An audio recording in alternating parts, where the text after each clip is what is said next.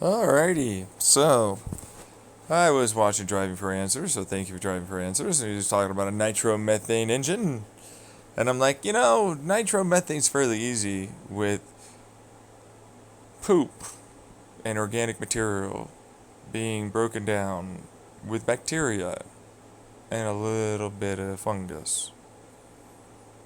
And there's a little electricity for what it's worth, but it does turn into nitromethane. So I was like, well, you know what? I already came up with this other idea about a Stirling engine that, from his old Stirling engine video. It was like, it's propane. It's propane in the freaking coolant. I'm like, yeah. So, like, extrapolating from that, instead of having to compress propane and make it a liquid, so it's so cold, you know what I mean? Yeah. I'll just vaporize it with nitromethane. It's a heat pump now. Why not use a heat pump of nitromethane? It's going to pressurize it. Give it an intake manifold. I'll use a V8. I'm then going to have it just have certain size nozzles in the intake manifold, and so long as the valve opens for the intake, wait for it, I'm good to go. But no, they're fully sealed systems. And I only mean that in the sense that the blow-off valve that I'm going to have for the manifold, which will go to a radiator to condense the nitromethane back into a liquid gas. But that being said, there are other fuels in there, even some propane, so I might as well cool it off and compress it a little. So, screw it. But I'm still in the 80% nitromethanes by doing what I'm doing. It's like, okay, so we're not done yet.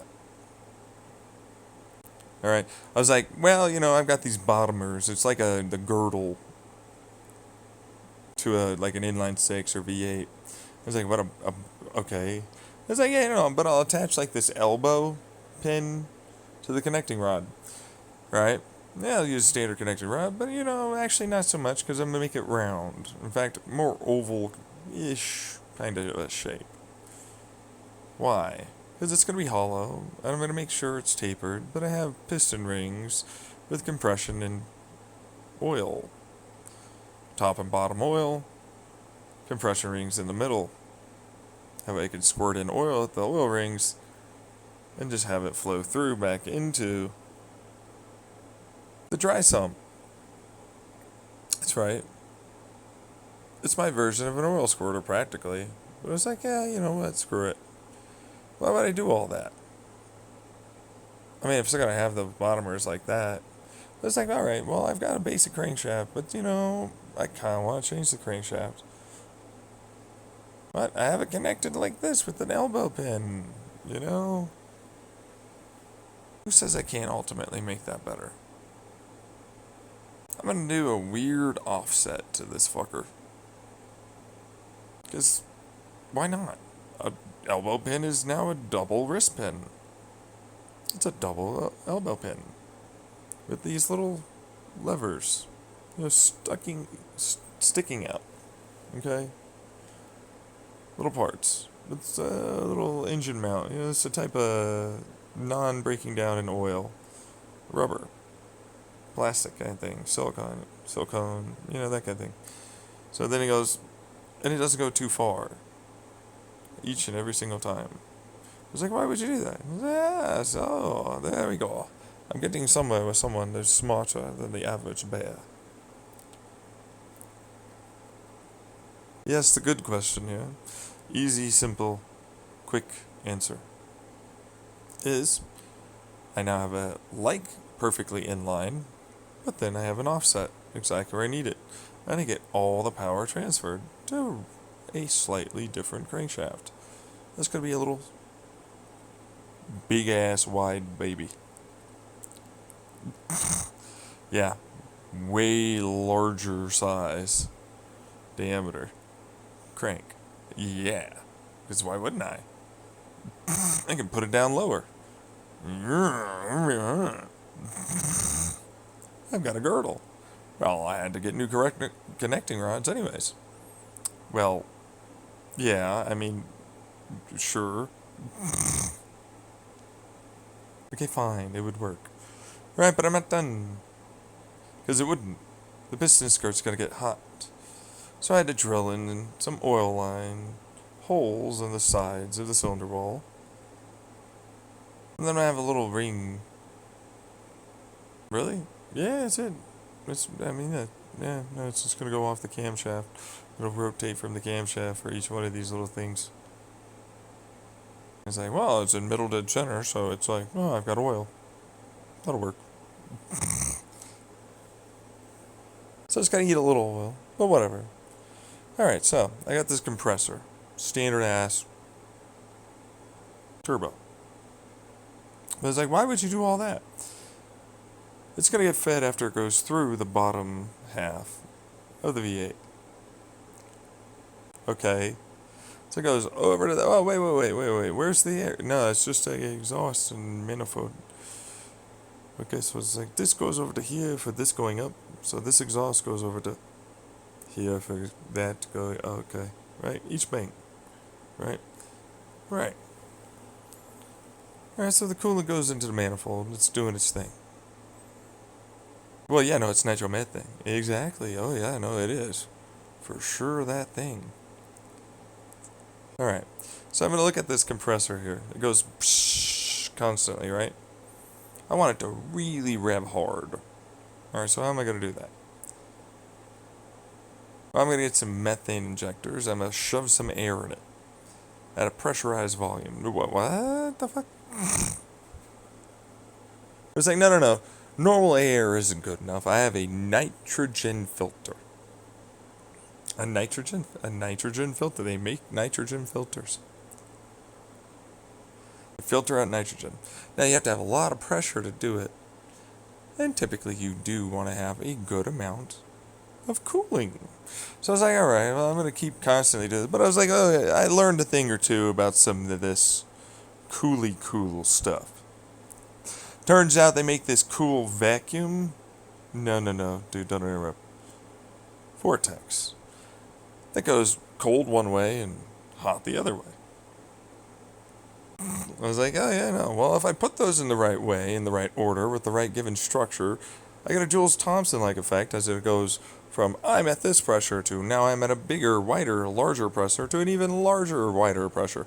But as I'm doing that, I'm also going to definitely go faster, higher velocity. Now I got a pulse tube. Well, if I put that through a given series of tubes after that, and then it's like, well, I'm not fully done, because it's like, well, I want it to rotate and do this whole cool stuff with acoustic pumping, with an organ pipe-like frequency resonance.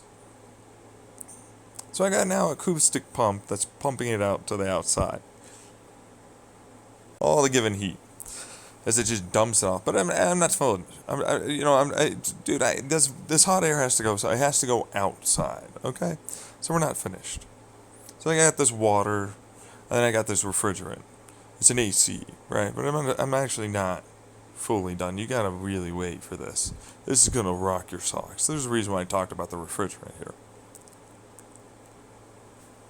All right. So it's like water. Water's going to boil off, but it's not going to be just, oh, it's low pressure here and high pressure here and blah, blah. Because it's still standard water to air, right? But then it's like, well, I manage as it, heats up. I'm going to have it go over to this lower pressure, kind of like a Joule-Thomson, right? But it's like, I don't want just an ordinary Joule-Thomson. I got vibrations, dude. So I'm going to use my acoustic pumpy wumpies. As it expandy wandies, it then goes to like, oh, I'm actually going to go lower here as I've boiled away a large amount of my heat. As I carried that heat from that into the vortexy wexies. So, as a result of doing this, it saturates that heat into the air a lot more, right? And that's a good thing. I was like, well, but I still have the air-to-air. I'm sorry, not the air-to-air, because I still have the air-to-air intercooler right there. Well, yeah. Right, I just talked about it. But it's like this is the water to air. So it goes from air to air to water to air. So we're getting even harder core. And it's a multi-phase setup cooling. It's going to take a lot of pressure to run that. I say, well, kinda. You see, as the heat goes away, it's also taking away air. Like a blow-off valve. It's like, let's get to that, though, for a second. Because that's a tubby-wooby over to this over tubby-wooby here. Okay? So anyways, from the turby-whiny, it goes from, I'm like this size diameter, and then I'm a scramjet with stators. You know what those are? They're little fucking like teardrop shape in line with the air going to it. Like a little teardrop shape. But it's like they're hollow, okay? So it's like, alright, so it's a hollow teardrop shape, okay? It's like air from this manifold ring goes into it, and then it goes into the hollow area, and then, the teardrop goes with this tail that then comes out. Anyways, there's a funnel behind that.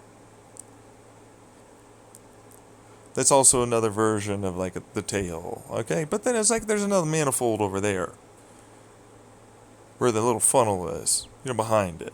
So it's like this air is going in and being combined with this faster moving air, right?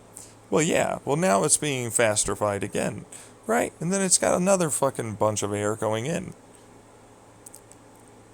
making it go even denser and faster.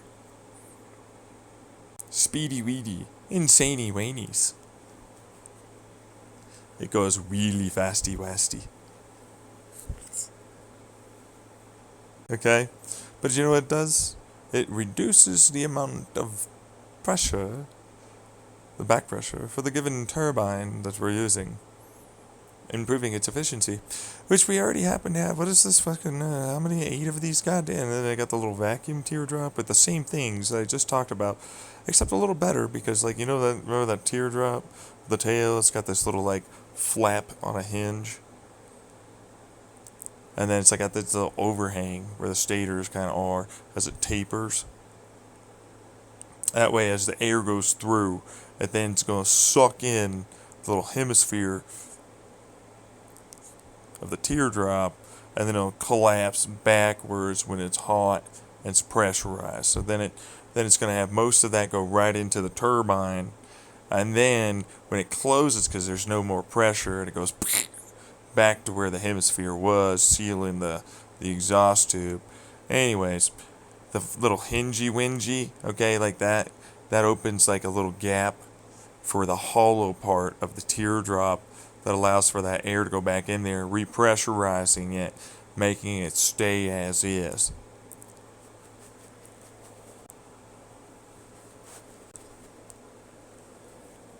Goes real fastrified, that exhausty-wasty. Alright, so anyways, remember that blow-off valve? Yeah, well, it's electronic, okay? It needs to, pressurize itself, the system, for a bit before it can ultimately start exhausting it into the exhaust while the engine has already been running for a bit.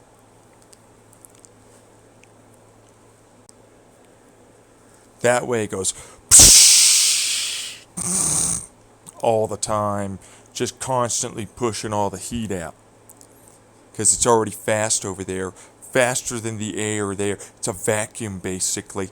And then it goes whoosh, and that's vacuum energy turned into cold, hard energy for physics to remove even more heat energy from that air to air and water to air. Because they still have another radiator outside of the tube. Yeah, shocker. Who would have thought?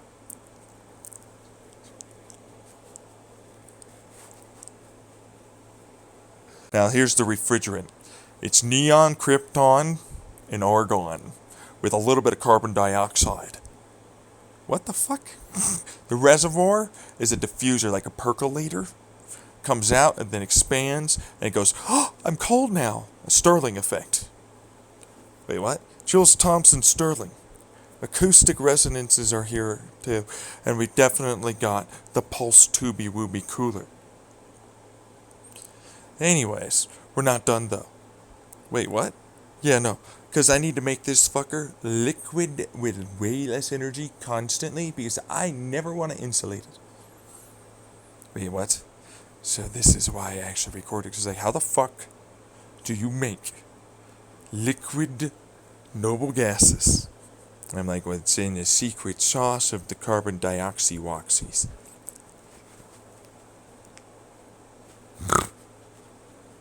But there's also electricity, and there's compression and cooling. Of course, you gotta condense it with cool stuff. But you know what? If you run electricity with a little bit of laser light through it, guess what you do?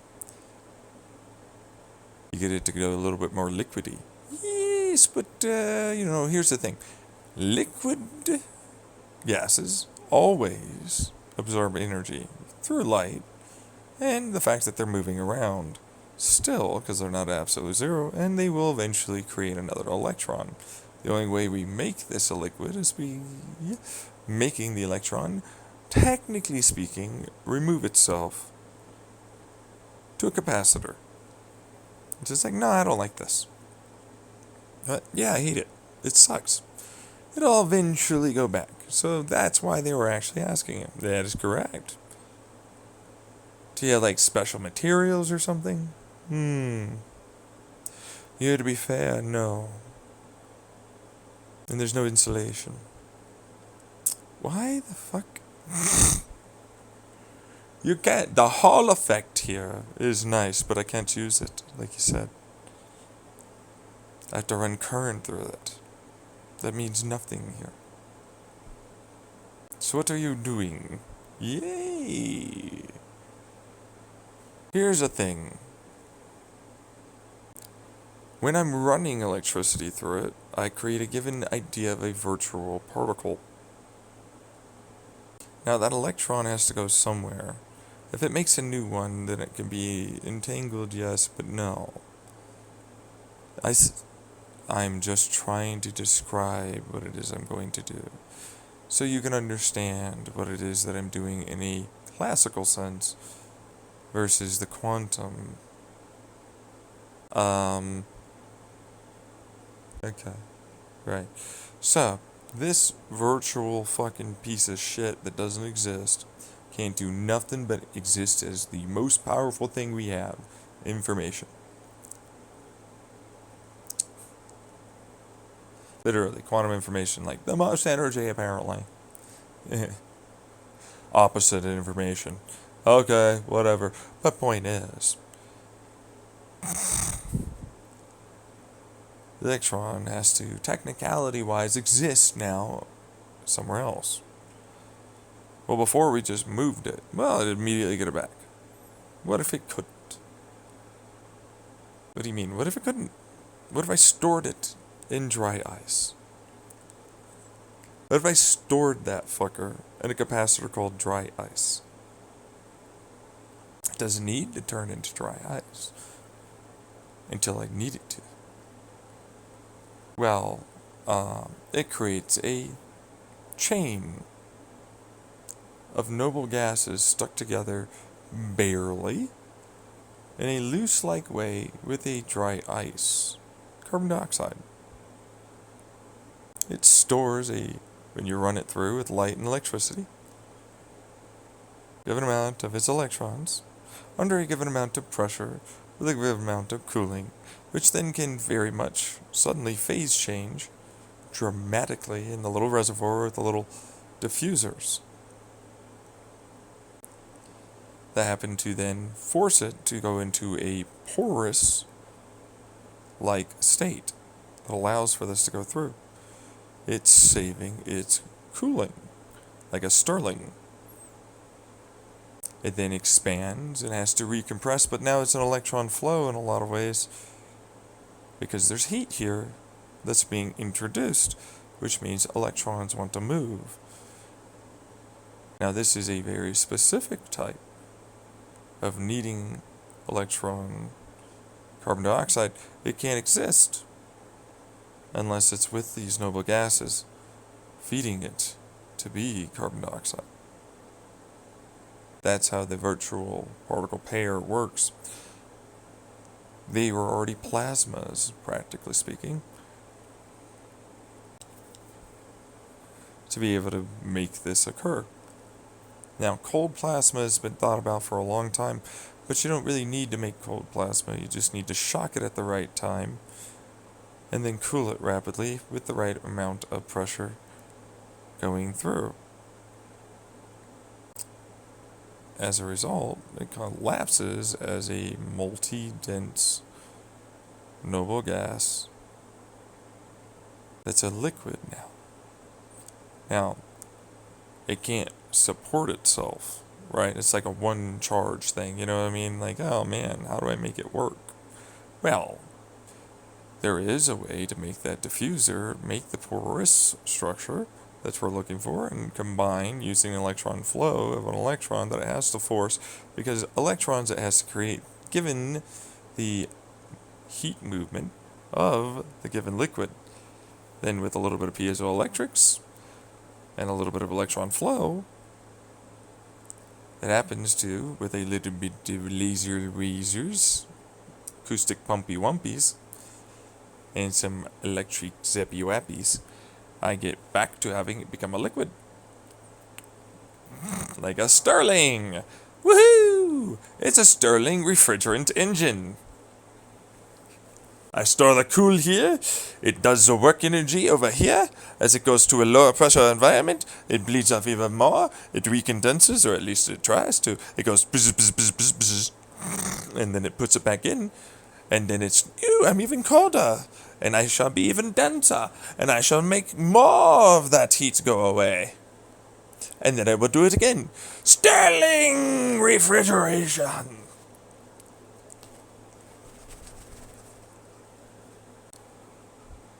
So, as a result, it then passes through this, goes into the filter, which is like, oh my god, you're so totally fucking pressurized and cold, bro.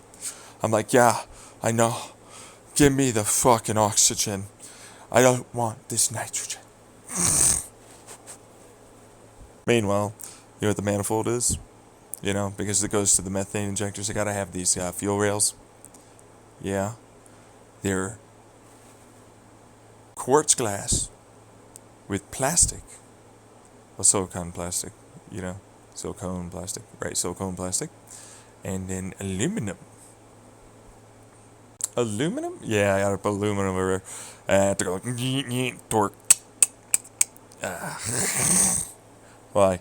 Because it's pressurized, so I kind of need it to not die, and it's not liquid air or liquid oxygen. Although I wish I could have that. Yeah, I know. But it's actually kind of dangerous to have that. Extraordinarily dangerous. I ran it with a liquid oxygen. Oh, yeah. It works. Oh, no. It goes, boom. For me, it worked. Yeah. But it's like, no, it's explosive. It's fucking detonating. And it's like, yeah, no, I top dead center. A little bit of the heat. And then it's like a direct injection engine. Yeah, but I do have a little bit of spark to give you. So it's just like, whatever. So I put a little bit of spark there, but it's like, you know, I don't even need it, truthfully. But it's like a little bit of psh, psh, psh, psh. Psh. Get in there. Meanwhile, I'm filling up with, I'm actually running a little rich. Yeah, no worries. You're going to go down over here.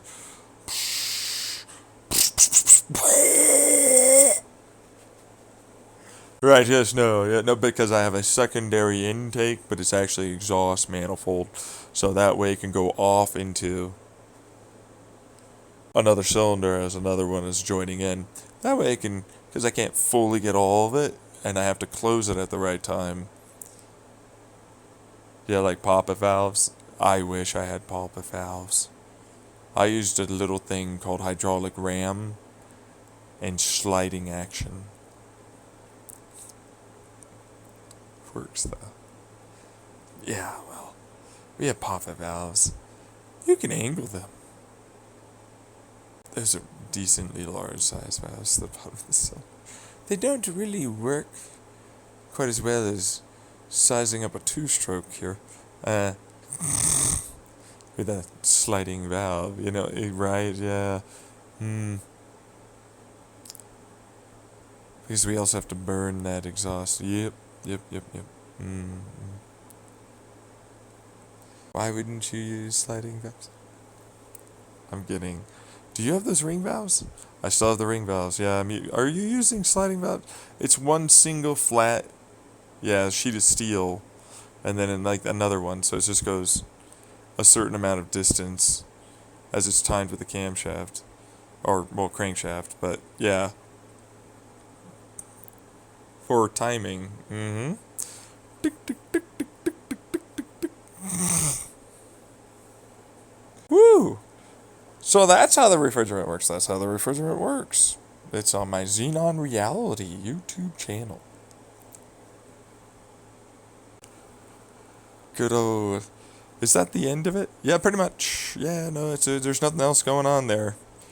For what it's worth. Why? Stupendously stupid amounts of power and insanely good amounts of balance for my crankshaft and way too much torque. And way too much RPM. Yeah, but I have to feed it fuel. So I'm just gonna fucking put it in pressurized. Don't you? What the radiator is? We have a tank acting like the reservoir for my condenser, for my heat pump. No, I know. I just wow. Ah, yeah. Brr. Brr. It never, ever fucking leaves the traction. I want to know what you did to do that. There's a lot of very good types of vacuum plates. Could you explain vacuum plates? There has to be a frictional surface. No. There just needs to be an empty space where it wants to go to, and then it's a vacuum plate. Wait, what? Yes, and then what do you know? I now have CVT, fluidic CVT everywhere, at different varying distances inside of the plates. So that way there's like this given gap, and then it's like that changes vacuum plate ratio, gear ratio. So it's wider to now it's smaller. So it's tighter, now it's a little looser, you know what I mean?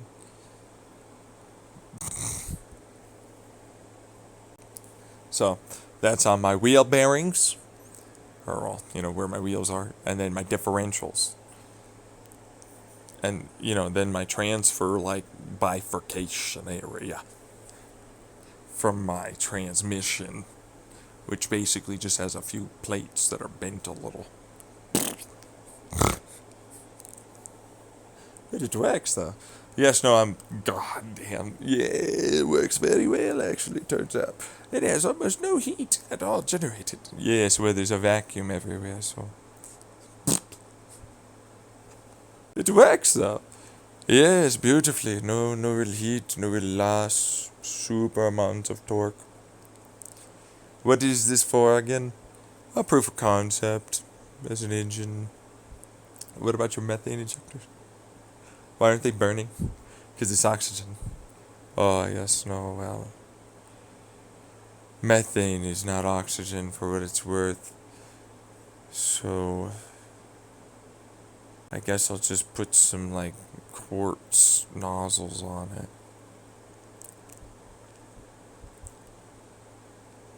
They don't handle high temperatures. Diamond like carbon, then I guess we'll do it with a little bit of quartz around it. Are you really? Are you really going to do that? No. What are you kidding me? They're going to burn their nozzles so much faster. I'm getting out of here. Wait, what? What are you doing? Where are you going? Something that can't react with oxygen. What do you think it is? Oxygen itself. Well, that'd be amazing, but it does actually, so somewhat. What are you using?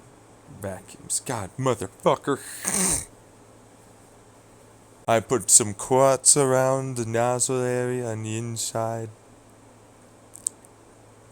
I then put a vacuum in a lot of places and then cooled it with some coolant.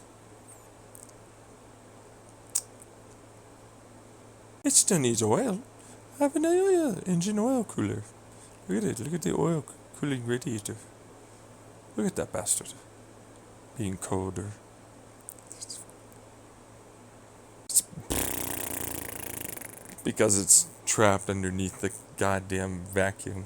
It produces also another vacuum as it skips as an overhang, and then it sprays out. Also, it only touches the tips. Yeah, I mean, technically speaking, it's clipping them, but, should ultimately. Is that tungsten or something? No. No, not at all. There's a differential here. Those are electrodes. Wait, what? Yeah, no, I have to run a, this is electron movement, and then this is not electron movement. And so if I push in some areas of electromagnetic with the coil pack stuff, it then produces a really cool plasma that's actually colder than the oxygen burning with the nitromethane. So keeps it just off the tips. Fuck. Oh my god. Thanks, guys. I appreciate it. I'm really good at this stuff. I appreciate everything that you like about my stuff.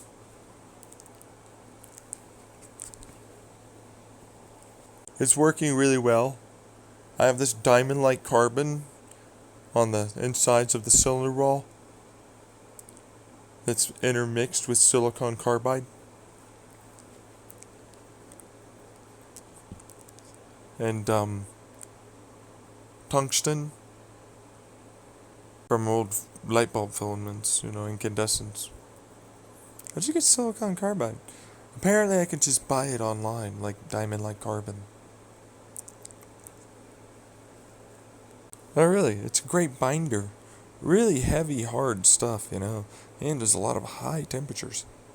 Yeah, it's at the top of the cylinder, it's at the bottom of the cylinder, it's on the sides of the cylinder, it's all up in the fucking goddamn connecting arm and the wrist pin and the piston head. It's everywhere, really, it seems like. It's gonna be really hot. Well, I imagine, Does it work really well? It's doing okay. It's doing a little too much power. Oh, really? Yeah. Yeah, no, I had to make a flywheel clutch that's totally different. It uses vacuum stuff.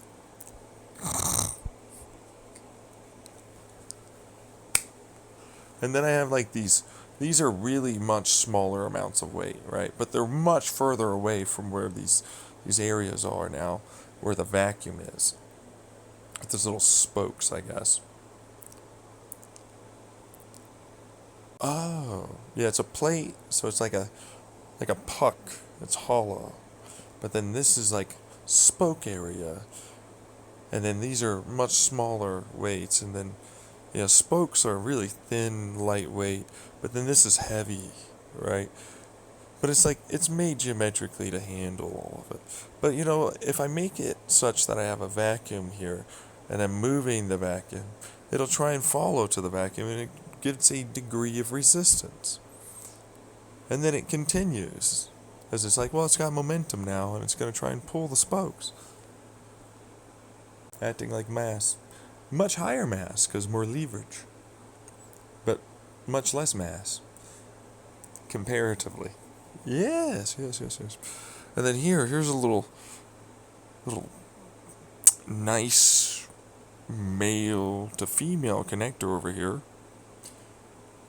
which are my vacuum plates. Kind of, yeah, honestly. See, this is the tip head. It's a little bulbous. And then this is a little hole. It's made to fit the tip head. But it's in a vacuum tube. And so when they grab, they'll spin a little, and then there'll be friction because there's these little,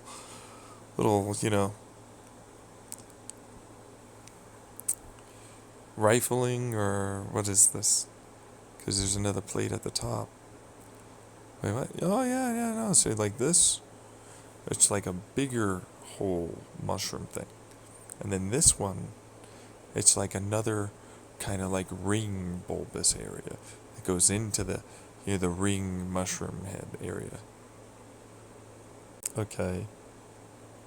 So when it first enters, it's just a little, it's gonna spin it, but it's not much. It doesn't have a lot of friction, right? You know what I mean? Yeah. But it's like a little dimply, a little dimple. Just a smidge of dimple, and a dice finish kind of thing. And then like this goes in, it's another version of that. Except, you know what, actually?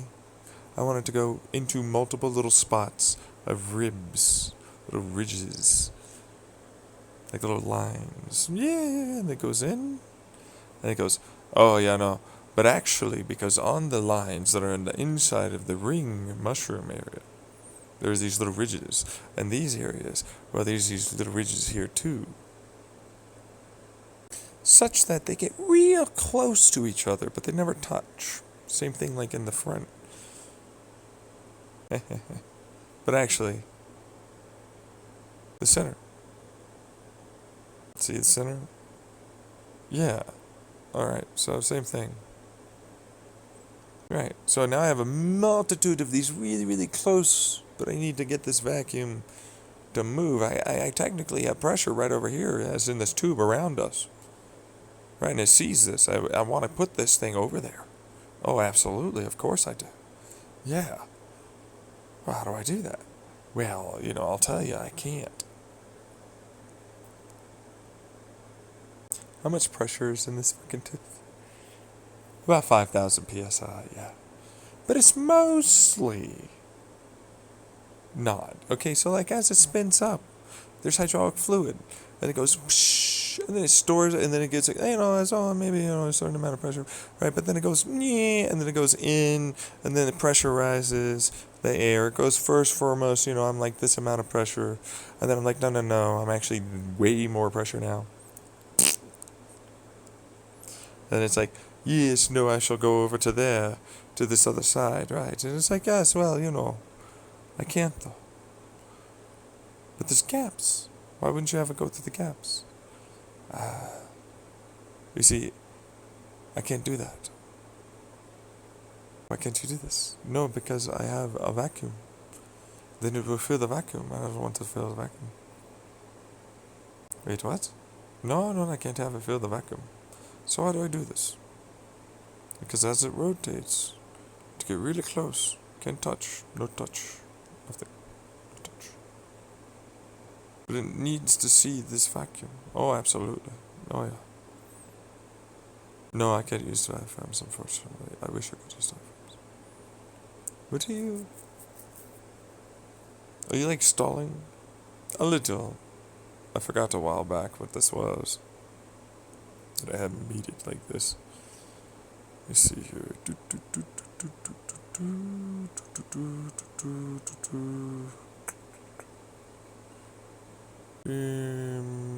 No, I gotta do.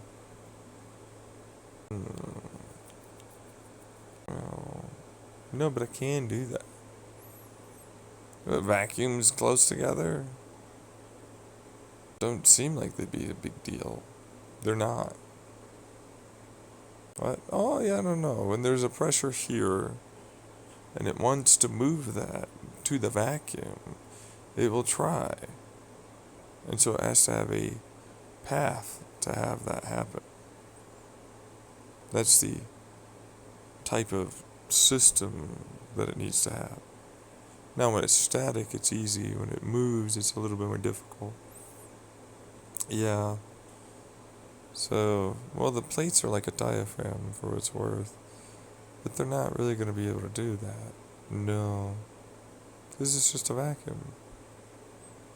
So, no, I remember what it was. I just forgot it right now. What does that mean? Yeah, it's a time thing.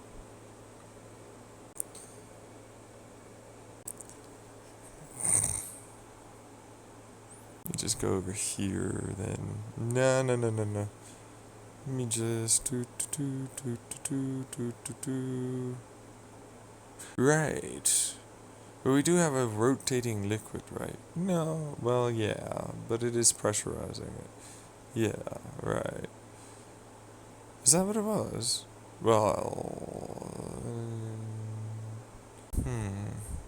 I want that to be what it was.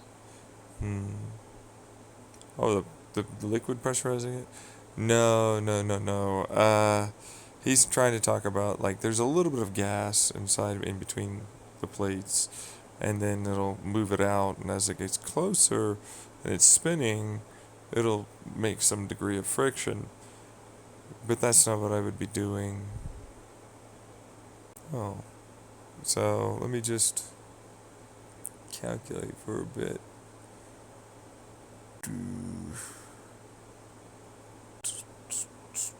Oh, yeah, well, that'd be a wonderful vacuum. Spring at that point, yeah. Oh, yeah. Wait a second. Would that just be a fluidic at that point with the air that goes over to the other side? Yeah, that would probably be what that is. Yeah. Wait, that explains what I did there. Why do you have them as these little tiny fucking suckers then? Oh, yes. Oh.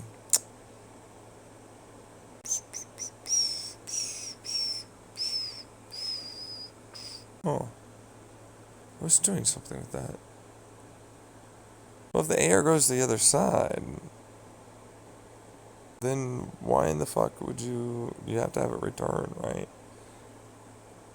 To give a certain amount of pressure to it, right? Oh, that's what it was. Thank you. It's the toroidal. Yeah, the little gap, and then it goes, and then it, like, overhangs. It basically seals. It has to go through a series of S's. So it goes, oh, but I will now expand into this area, and then, on the way, it then loses its heat pressure into the other area where the transmission is. Wait, what? Pushing it, of course. But it has to go to the other thing. Oh, yes, no, it's going to be fluidic. So it's going to go up and over to the way the transmission is. That can then go inwards and then bubble through the diaphragmically separated. Well, yeah, no, I'd never put hydraulic fluid next to air. It would definitely froth. Yep. Right, but why would it? Because there's a diaphragm, so it needs to cool itself. Right, yes, no. Well, I mean, the diaphragm is hollow. Well, that would be a good thing, I think. As then it has like a 1-to-1.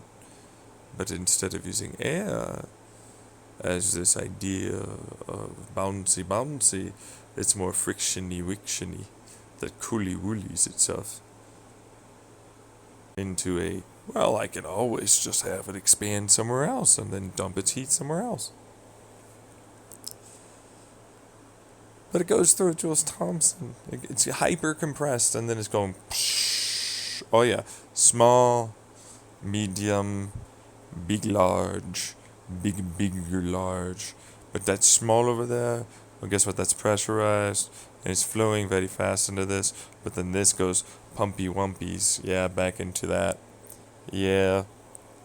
Well, it's got to spend the energy to do something. Exactly. Why don't you just use a fluidic like torque converter at that point? Because I use less energy to do what I'm doing. Right, but you stopped doing that. I did say that, yes. Back in the past too. Yes, well.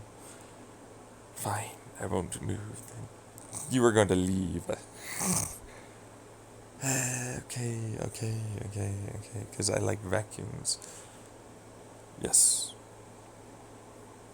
So, air goes down, goes over, goes back in. That's all I can do, remember? Well, yes, but a plate that is close next to...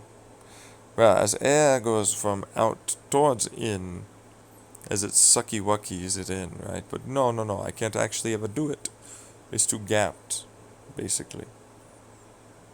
So it rides on an air bearing, effectively, as it air bearings itself back into the pumping action of sending in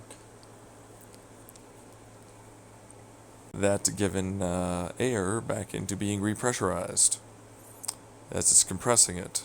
But, well, it was already compressed, and then it was then made to expand quite rapidly. And so it's going to lose a little bit of that heat energy, but along the way, she'll gain it back. It's a vacuum pump. An impeller design, yeah. Vacuum pump impeller, yeah. Well, because it's a bigger air chamber and the pumpy wumpy. Goes in, and then it's a capillary, and then I have to, because it has to have a certain size nozzle to be able to go into the 5,000 psi air pressure area, which it has to suck up. Oh, because there's a whole area over there. It has to expand over there. So it's like,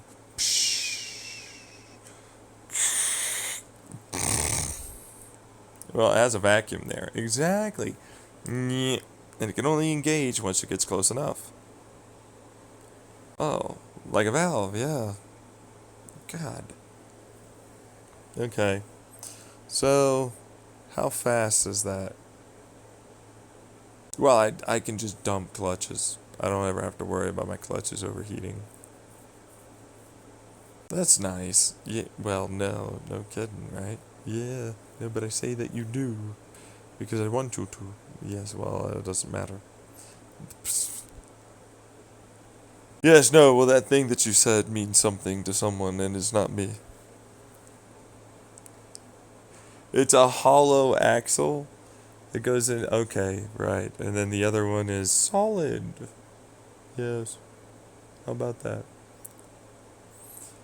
Well, it wants to go into the vacuum. Yes, but it's also spinning, so it squeezes it out from the area it's in as a pump.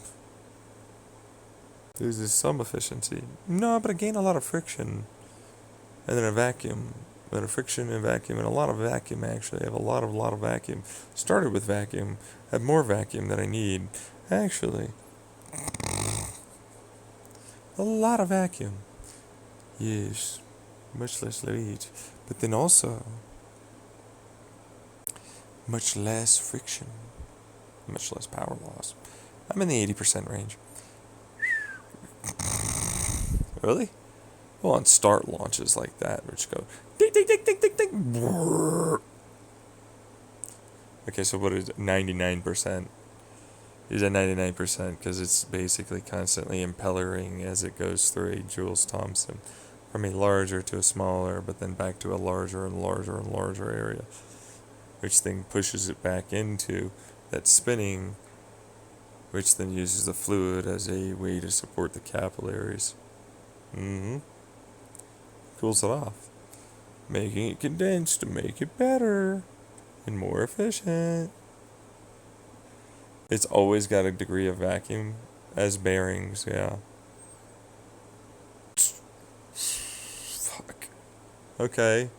That's cool. Yeah. I thought so. Whee. That, Jesus fuck. It's so smooth. You can just dump it anywhere. Yeah, I just never actually have to worry about clutch. Really? Yeah, it looks like a manual, but it's, I just sort of like 1, 2, 3, 4, 5, 6. Really? And it changes. Yeah. With no trouble. There's no clutch grinding or anything. Doesn't seem to be. Are these in your other one? Yeah, pretty much. Yeah. Oh, your bifurcation and all that. Yeah. Like most of it's a lot of. Yeah. Yeah, a lot of vacuum. Yeah, vacuum plates.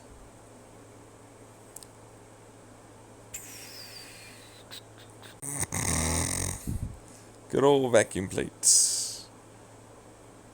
They comparatively weigh a lot less and do the 99% just fine. Saw's transmissions essentially.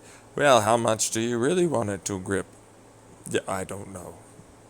Some amount, for sure. Well, whatever amount works for best traction, right? Just dump it. Oh, this is a fucking, what did you say? He's already going. It's 28K. It's fine. Fuck it. So, what's that top fuel drag race record? It's not that big of a deal. I hit sub 2 seconds. To be fair, I have a little tiny Lada with ginormosities of big ass drag wheels for all 4 of them. With a little V8 that can good 6.2 liter.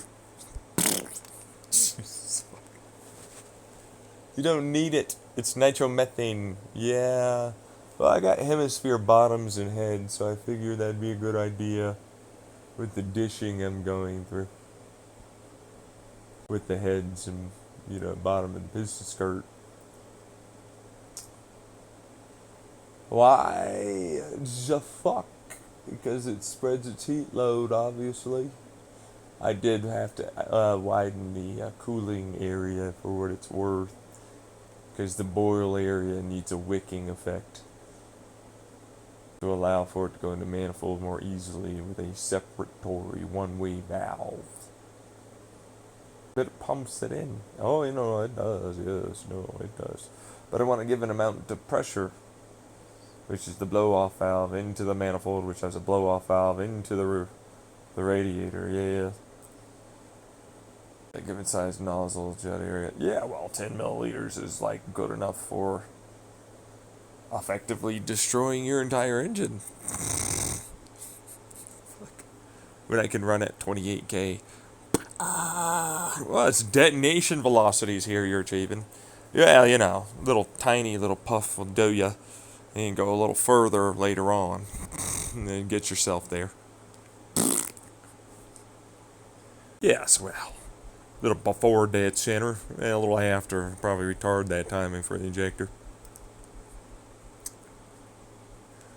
Of course, you have your stupid angle valve tech. Well, if I'm gonna do that, I might as well. What kind of? Oh, the little pop-up valves that can swirl it and vortex it. Absolutely, gotta do it. It's a good thing. Why would? Improved aerodynamic efficiencies. Yes, well, the valve, the jet size here for the manifold is only so big, and I have to maintain a given pressure in the manifold.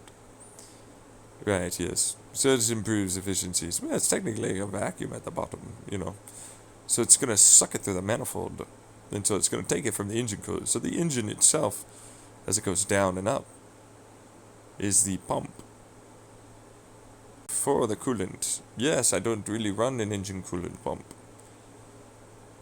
Oh, yep. It works out though. Yes, well, there's going to be some in the manifold left. Yeah, that's fine, I don't mind. Why? Well, it'll warm up and vaporize.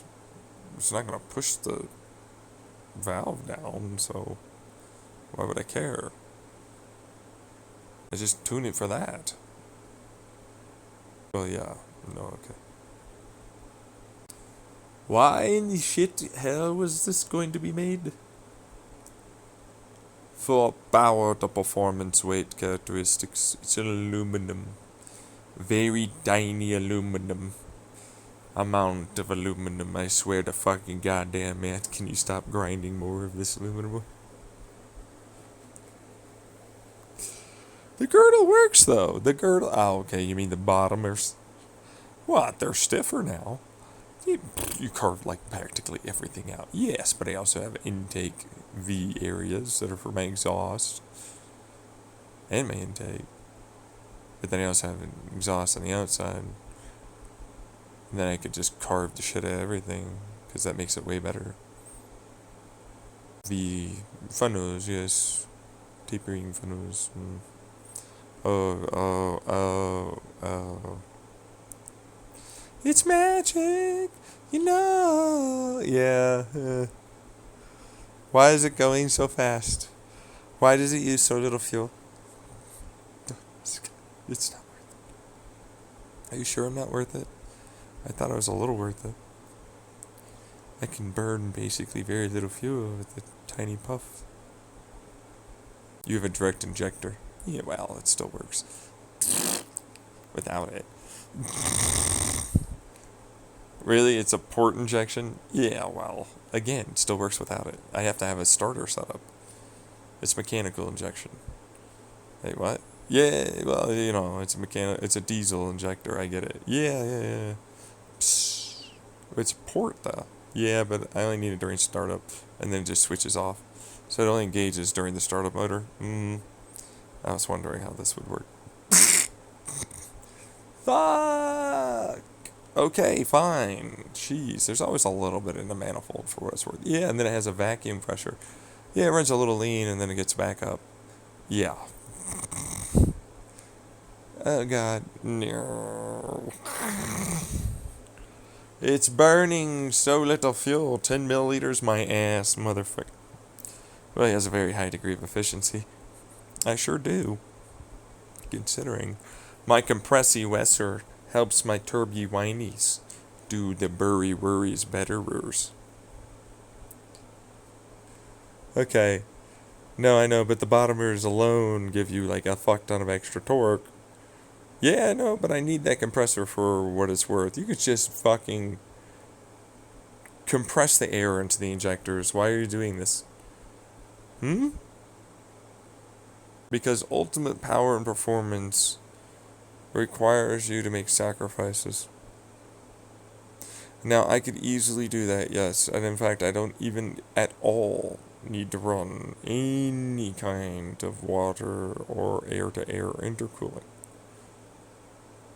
But then I receive a odd amount of air pressure at different times, alongside of not having consistent burns, as that different heat pressures will ultimately change given the acoustic pump as the injectors are timed inside of it, an increase or decrease of performance per cylinder, as there are multiple gases in our atmosphere. I just increased oxygen and cooled it, so it's more consistent. You could theoretically get away with just the water to air. Oh yeah, no, totally. But if I don't use the colder, like near liquid oxygen here, I end up getting a real bad problem. Okay. Why? It's cold. That air is super cold. I actually want that. That makes it react slower, even though I have more oxygen content by far. Now, if I just force in a little water to air, and then the nitrogen air filter, I then receive another problem. While I remained consistent, it's not colder.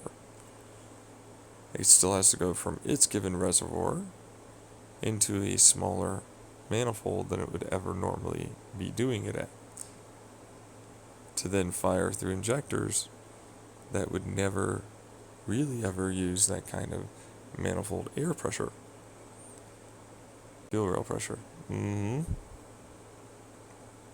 Well, yeah. So then it turned into, well, I still have to do all the injector work anyways with the electron stuff. So that way it creates a slight degree of reduced heat at the tip. Slight degree, my ass. It went from it melts to it stays good to go for the entire lifetime of the engine. I know, I get it, but like, yeah, I know. It has to have a degree of air. What? It can't just be pure vapor. Nitromethane isn't pure vapor, right? Well, it could be pure vapor for what it's worth. Yeah, no, it's fine. Why? I'm not putting air in there. There's no fucking way I'd ever put air near methane that's been heated up to the point where it would combust if I had it in there. I see. No, I pour extra fuel. Like actual, just liquid fuel into it. A little extra, yeah. Why? I don't really want it to be super cold when it goes in, because it has to go from, I'm hot, and I've been, expanding and, getting rid of all my heat, to going through a little nozzle that then goes to a larger area, which then goes to an even larger area. Trying its best to dump a lot of heat. Yeah, so I put a little bit of extra liquid fuel into it. It's just from the fuel pump. It's very little. What's the fuel? Oh, for the radiator? Yeah, on one side. Yeah. No, not into the ports. No. Just the manifold. Oh. Yeah. It's just like, whoop. And then it's like, oh. Oh, one. Yeah, because the manifold's connected to both. Oh, both sides. Yeah. I can technically get individual, but this was so much easier. Why wouldn't you want larger, like, valves for this? Too much fuel. I'm trying to limit the fuel and make sure to maintain manifold pressure. Right. It's just wasted fuel at that point, yeah. This is a highly controlled setting. That means I can dynamically alter how much fuel I want to go with based upon the injectors, but also the fact that I can change the sizing of that jet just a little bit by having it move. Oh, yeah. It took me a little bit to figure that one out. Is it another hemisphere? It's another hemisphere, yeah. Well, I mean, they're squares. So it's a square, yeah. Oh, it's just a rounded little dome. Yeah. It's like, well, this is the average, and then it's like, it's never going to go further than that, right? But if I open it up a little bit, then it's like, oh, well, guess what? I got a little bit more fuel. Yep. Oh, you didn't tell us that one. That's the electronic blow-off valve. The other one's just a one-way valve, and that's a blow-off valve to the radiator. So it's like, well, this pressure. So it's like, well, if I increase its pressure before it blows off, and then it's just gonna constantly blow off. Well, yeah. Oh, okay. Yeah. I mean, you'd want that. Yeah. Well, it's electronic for a reason, but I do have a spring just as an extra, just in case. Yeah. Oh, well, that'll change pressures, fuel rail pressures, which gives me slightly more fuel. Great. Super. Oof. Look at all my fuel. Jesus fuck. You can just keep adding more fucking air in there. A lot. Yeah. After that first initial top dead center, it likes to race away. So it's like, boom, but it's detonation. So I was like, I have very little that I can actually do. And so, like, that's super speedy pressure, but then it rapidly depressurizes, right? Yep. And then it's like, boom, boom, boom, boom. Oh, wow.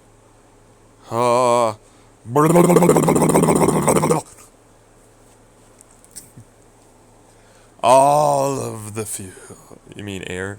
Well, yeah. I mean, they're both one the same. You can't get this without that. I mean, that's not fuel unless you have this, and that's not fuel unless you have that. So, you looked at both of them as if they are fuel. Yeah. Yes, well, that's the case because they are. Yeah. Anyways. Why would you have bottom dead cylinder? Oh, right, yes, no, because bottom dead cylinder pressures are 2,000 psi. What? They go into my bottomers. I need those bottomers to push it back up. Look how small my flywheel is. It's like basically nothing. It's enough to work. Yeah. There you go. Yeah, I know.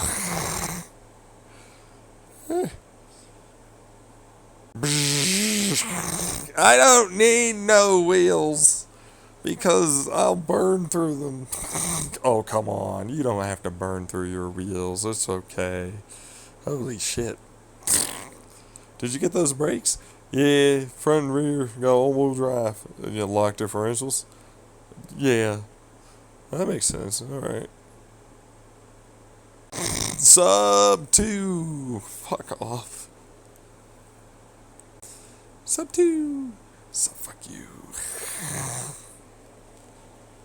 Okay, what's your RPM at? 28k. What's your fucking torque at 28k? Well, it's 28,359. Okay. But now it's like, right, no, but my torque. Okay, because I've got to have it. I've got a longer crank rod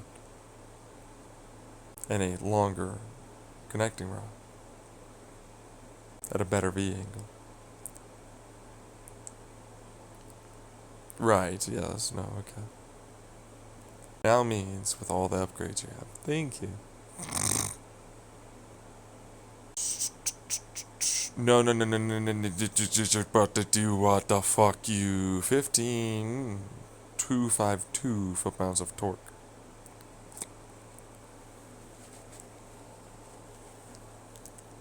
Which is great.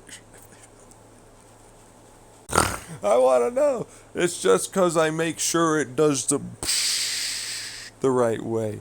It would never work otherwise. You've no kidding. Yeah, no, I know, yeah. Yeah, well, also because the whifties are going on instead of just the pushy wushies. So it's like I've got from 8 down to just 2 1-strokes. Because it's like, well, that's 4-stroke.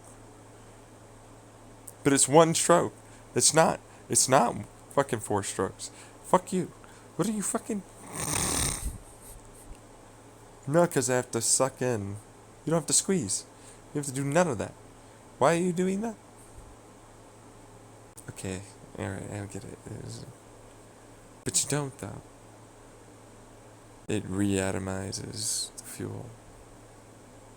I go from a vapor back down into like a compressed state, but during that, it's heating up. So it's now ready as a atom, effectively. You know, it breaks down the fuel. It's unstable when it's like that. It then has suddenly a bunch of oxygen in it. Yeah. And it goes, well, actually, you're going to burn constantly. Just do that. Constantly. Just constant burn. Just do the burning, burn, burn. Burn more, harder, faster. Burn. Fine. Okay, you know, actually settling. What is this shit? Well, you know, it's hydrogen and carbon in a ring with, like, mostly just a little nitrogen and a lot of oxygen. So, like, acetylene is hydrogen and carbon, and it's mostly oxygen now. So it's basically a acetylene torch, yeah. But then it's explosives and mini fuel ratios. But they can't combine because of the pressures they're at, huh? Pretty much. Yeah. It should detonate velocity. Oh, I'm sorry. It should detonate, you know, knock, right? Right. Why doesn't it? It congeals for some damn reason. The nitrogens like to form loosely bounded formations of themselves under the pressure after it went through a heating cycle and then a rapid cooling expanding cycle. So I'm not really sure why that is, truthfully. Oh, it shifts where the nitrogen is located in its given molecular form, and it kind of bends its field where the oxygens are attached. Yeah, they basically get kind of sucked and tucked in a little bit, and then the nitrogen kind of forms over them. Good old thermodynamics to improve efficiencies. Yeah, no, I mean, it starts off as a liquid. right? It's, well, yeah, no, but it's spraying in effectively as a straight vapor, yeah. But it wouldn't do that partially around a certain point once it's cooled enough, even though it's under much. Well, it tries to equalize it. Well, yeah, okay, so it's got heat there, right? But it's like there's a degree of blow by for sure. I'm not debating that. But it's like as it goes down, it rapidly changes, and then it rapidly accelerates in, right? Yeah, it's pressures. Jules Thompson. It's more of a pulse tube Jules Thompson at that point. Yeah, as it goes dung dung dung dung dung dung dung dung. Except it's swirls. Well, yeah. So it repressurizes itself in the swirl as it goes along the boundary layer of the cylinder sidewall. Right, the vortex. But so then it recompresses itself. It's still spinning. So as it goes up, it'll start compressing itself and spin faster. It heats up even more. Well, I mean, yeah, any compression effect is going to heat it up, but it lost most of its heat. Yes. Kind of. Not really. Wait, what? Yeah, well, it loses its heat to the next set of fuel coming in. Well, yeah. Yeah, here's a good way to put this. It would detonate if it wasn't for the octane rating of nitromethane being insanely high, and I'm not really nearly at all at because I have hemispherical heads. Yeah, and bottoms. And all the rest of it. That means you don't really actually have that much compression. No, because I don't need it. If I want to retain efficiency, I don't really need high compression. I'll just burn extra oxygen into it. Because it's all about heat and pressure. Just make sure I burn it all the way down. Which means lots of fuel.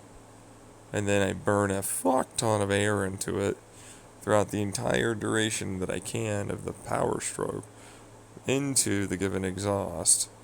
Which then also helps with the efficiency of my turbine as it reheats itself with a little bit of the oxygen I can push into it. Right, yes, the bottomers. As the valve can close. Your intake well, if I'm cutting the side of the engine block, I kind of need it to be structural. And the exhaust manifolds. Okay, like a flathead. Yep. I hate this. Why? Because it would work and I want to try it.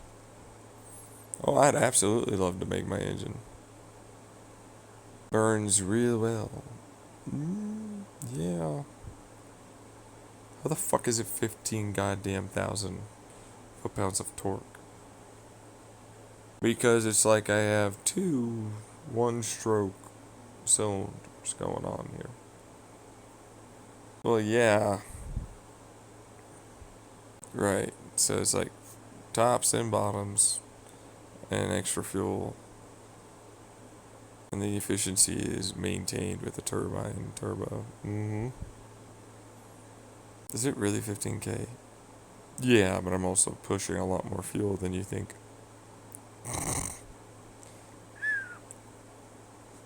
Yeah, no kidding. God, motherfucker. Yeah. You'll see, if you want 15K, you need much fuel.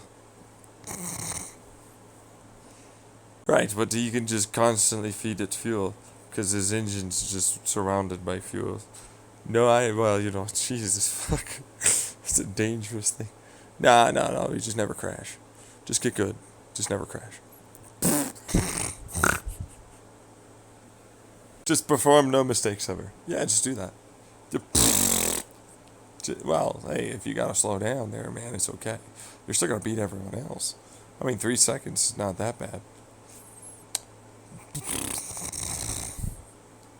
The fuck is your crankshaft made out of? If you say polycarbonate, fucking polycrystalline. Yes, polycrystalline diamond.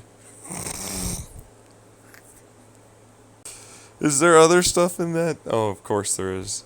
I'm seeing a rigid structure in there. Yes, yes, yes, yes. Yeah, you know. It's more diamond-like carbon that's polycrystalline, formed with these polycrystalline diamond that I had to push together around a given substrate material here.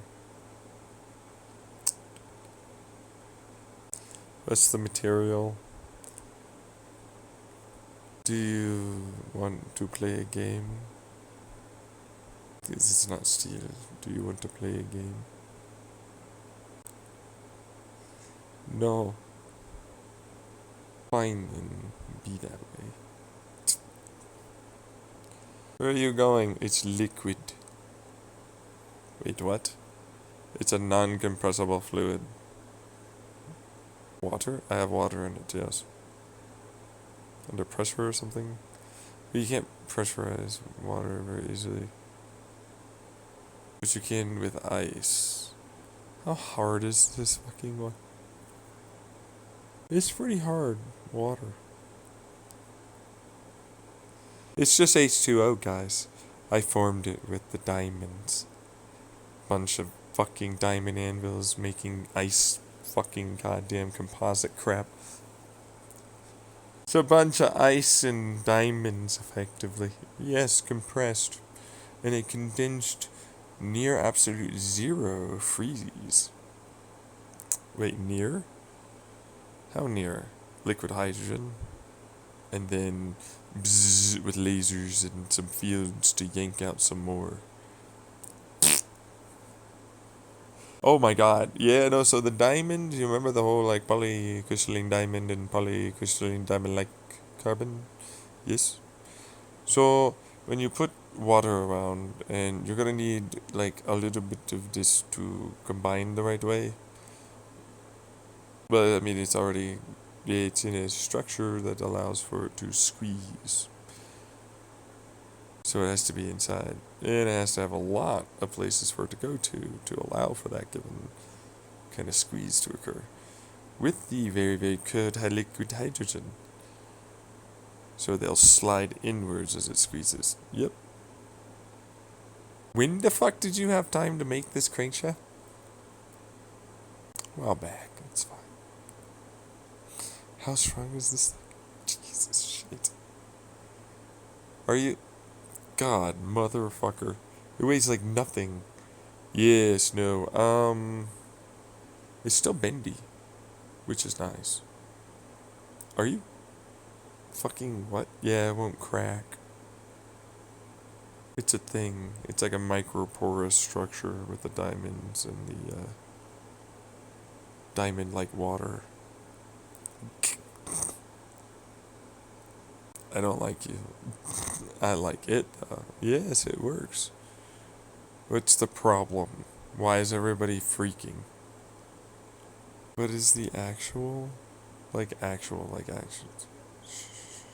I can support like 25,000 foot-pounds of torque through this. Well, at least that's what it took to break it. At a given accelerational parameter and a piston. Any given cylinder pressure. What were you using? A series of stages of liquid hydrogen and oxygen into an oxygen and graphite nanoparticle to a then much incredibly stupider thing to do, which was hitting it. Is there a nuke there? There's no nuke, no. electromagnetic linear acceleration solenoid, and a railgun combo, together with a secondary piston that was made to, when this was firing in, kind of like an opposed piston, it would squeeze and reduce the given size volume faster with gearing ratios for its given crank. It's basically another version of that I'm doing already to it, that's moving that piston into that piston cylinder. And then another one above that doing the same thing. So I started off that way, and then this way, and then even faster, again with another given gearing, all to increase torque, which it broke promptly at 26,777. Shit. So, you want to come work for us, Mr. Lemke? There's a fusion in there. I fired lasers in the cylinder with the railgun, creating a Z-current pinch. It then went with inertial confinement lasers and reflectance to increase heat and entanglement to allow for a superposition and hopefully a greater increase of tunneling. So there was a nuke. It's not a nuke. That's not a nuke. That's fusion. Nukes are fission. It's a nuke. That's not a nuke. It's a minor amount of fusion. How minor? All of it fused. How much was all?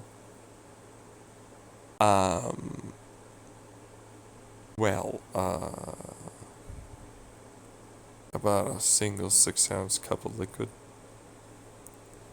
fused together all at once. It's mostly carbon. In oxygen, there's some oxygen in there. Oh yeah, no, right, yes, no.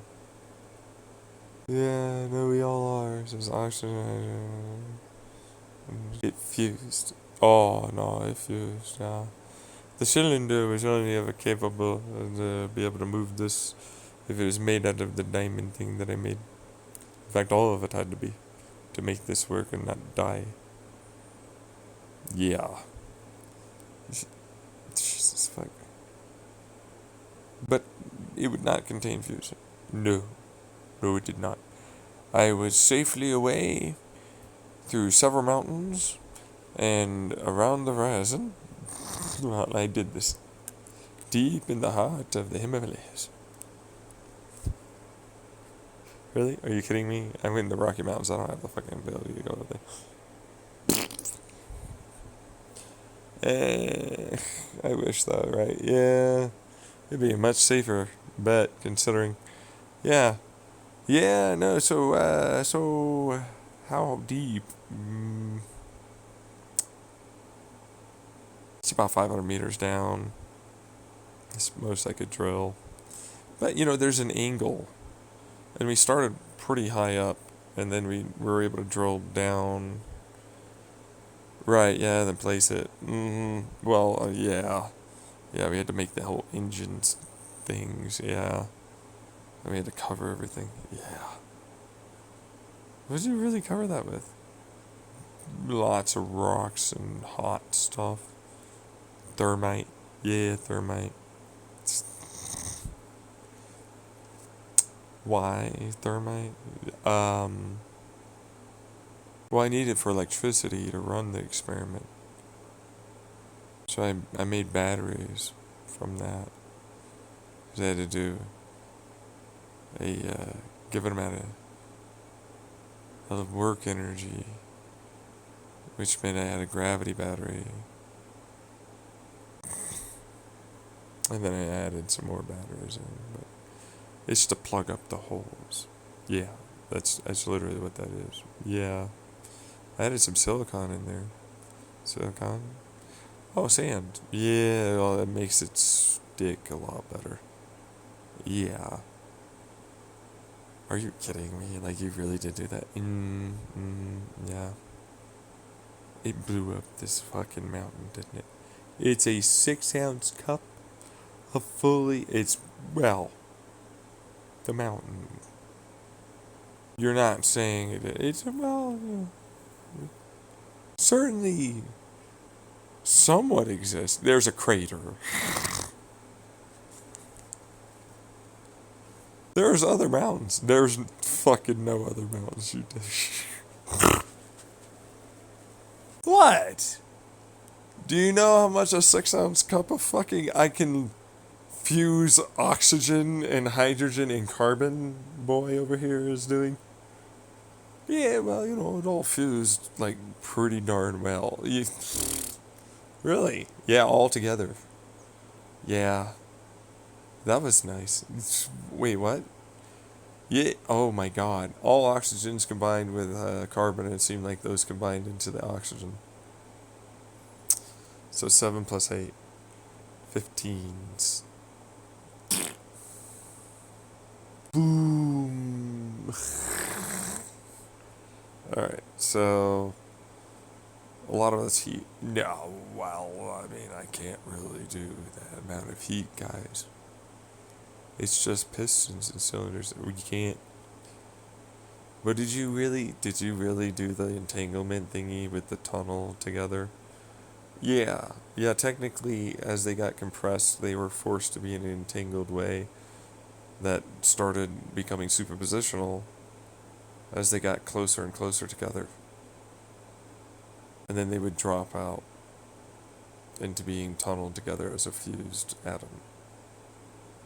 That's something. I thought so. He says never to do it because it's extraordinarily effective at producing bombs. Oh, yeah, I use it for a large amount of my little lighter plasma fusion torches. Bismuth. It's heavy.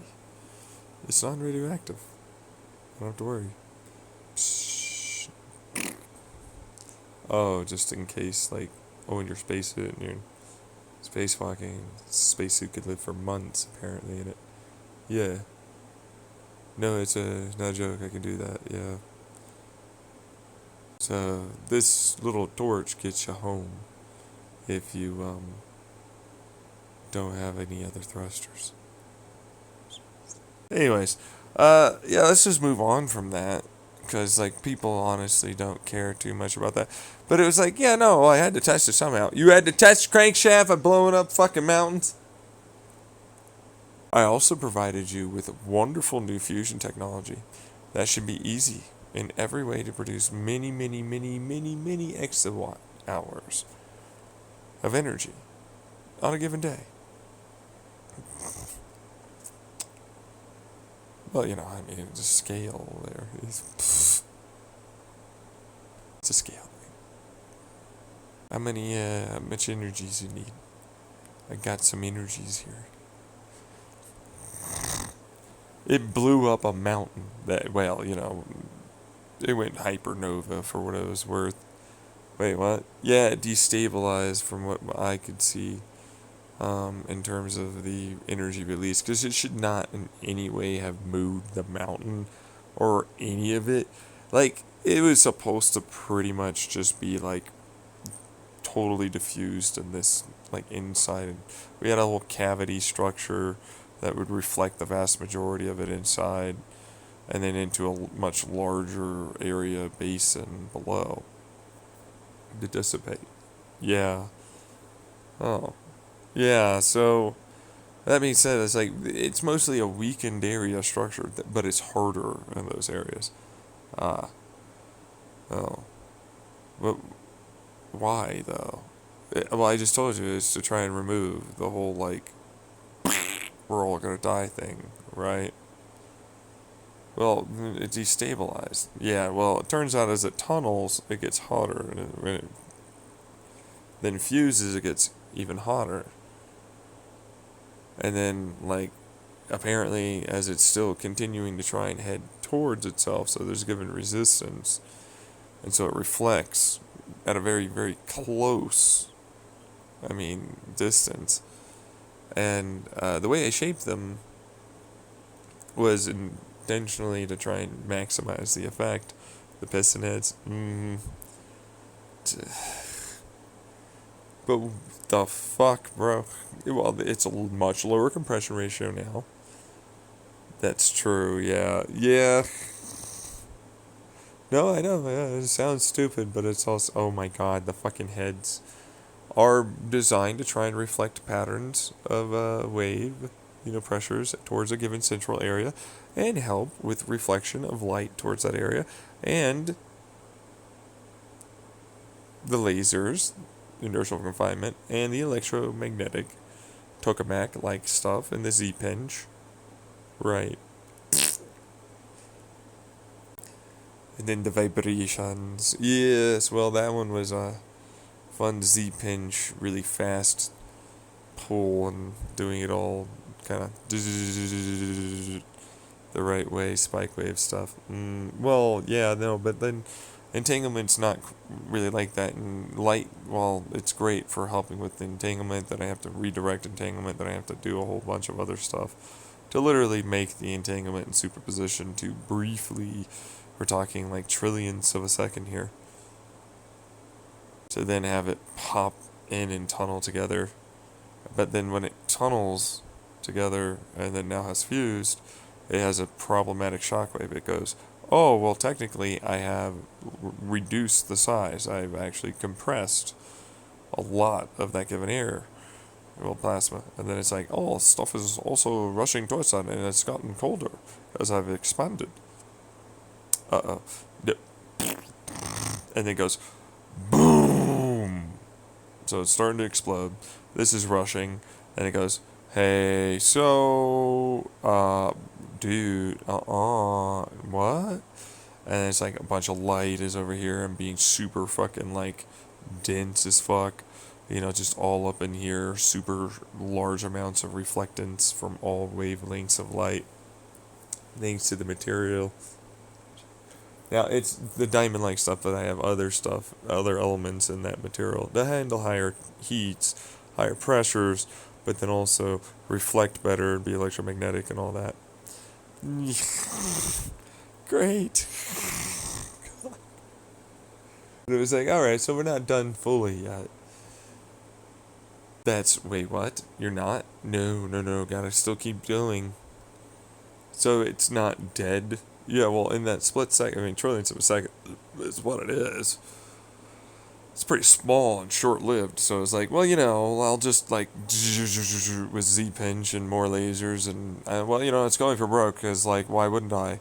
You know what I mean? That was moving, and then this, and then I'll just, more zappies, so more zaps of laser and electricity. I have to do the electricity, lots of amps, lots of current, lots of bullshit. Yeah, if it's gonna die, I'm planning for fusion, I might as well go all the way. Jeez. Okay. Alright. No, well, I can't do any of that, but, like, what I can do is then start firing more heat and pressure into the other cylinders above as this one races down. And then I acoustic pump, like, bang, bang, bang. Like, actually tap the damn cylinders together. Wait, what? Well, yeah, the top. So once it gets to a point in its travel distance, I have to then have it's effectively, yeah, it's literally that. It's a given weight that goes boom, and then there's a bigger weight boom, and there's a bigger weight boom, but it, like, squishes in on itself, and that's another version of, I exploded this at just the right time. Boom, boom. But you had to do that in a specific spike wave pattern to, like, allow for the entire thing to really hit it hard and have more mass behind it. Shit. Okay, so I want to go home. Could I not be around the explosive? No, you'll be fine. Or you'll die. It's fine. It's looking really slow when you do this in your head. Well, people will have to see it somehow, so. Otherwise, it's like that. Yeah, but I can't. Jeez. But that's just it. And then, like, this is where we're at. Oh, of course, yes, no, I see that. Jeez. No, they do. They have a static discharge. So it's like there's a given amount of current or whatever, right? But then it's like I need a given static, and the spike wave hammer blows. Oh, yeah. It's still electrically conductive enough, but why? Like, oh, electrons flow inwards now as they try and connect to this perceived having no electron fusional area. Oh, creating its own version of a Z-pinch. Mm-hmm. Good old Hall effect. Yeah, no. I remove electrons during that moment, though, as they travel from one atom or given series of density of plasma to another. Well, in its relative perspective, it doesn't have it. Jeez. Jesus fuck. So, it then destabilizes at that moment, because it's currently undergoing its fusion. Wait, what? Yeah, electrons want to freely flow, and they're their own plasma state now. The electrons then happen to form their own fusion. Electrons don't like to fuse, because they're, of course, opposing to each other. And there's gluons and other stuff around from other plasmas. Mm-hmm. And they just sort of show up sometimes, for what it's worth, in quantum vacuum stuff, in very high energy states. None of that's what that is. No, I mean, the electrons break down, and then they fuse together into their own individual atoms and expand effectively. But it's like, I want more electrons, so as a result, I'll suck in more electrons. As a result, driving away more and more electrons to given areas, producing greater and greater degrees of pressures and heats, as electrons' movement is now potential energy, kinetic. But see, the thing is it's flowing towards where the plasma ball is. So I actually did like a railgun, coil gun, attract repulse with kinetic implosion towards that. While it happened to spike wave, I was doing that because of your hammer. Anyways, as it hits the plasma ball, the pressure wave, and then the rest of it implodes towards it, it happens to also be creating its own degree of movement up and down as it decelerates, its acceleration, and reaccelerates. Kind of like the barking dog experiment in a jug, or a jet engine. It's a pulse jet engine. Yeah.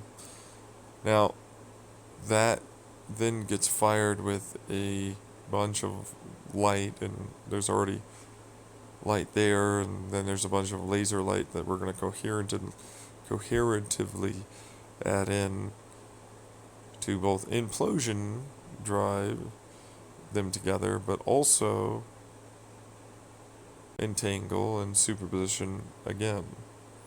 By that point, however, everything's dead and gone. There's no more extra fusion I can make.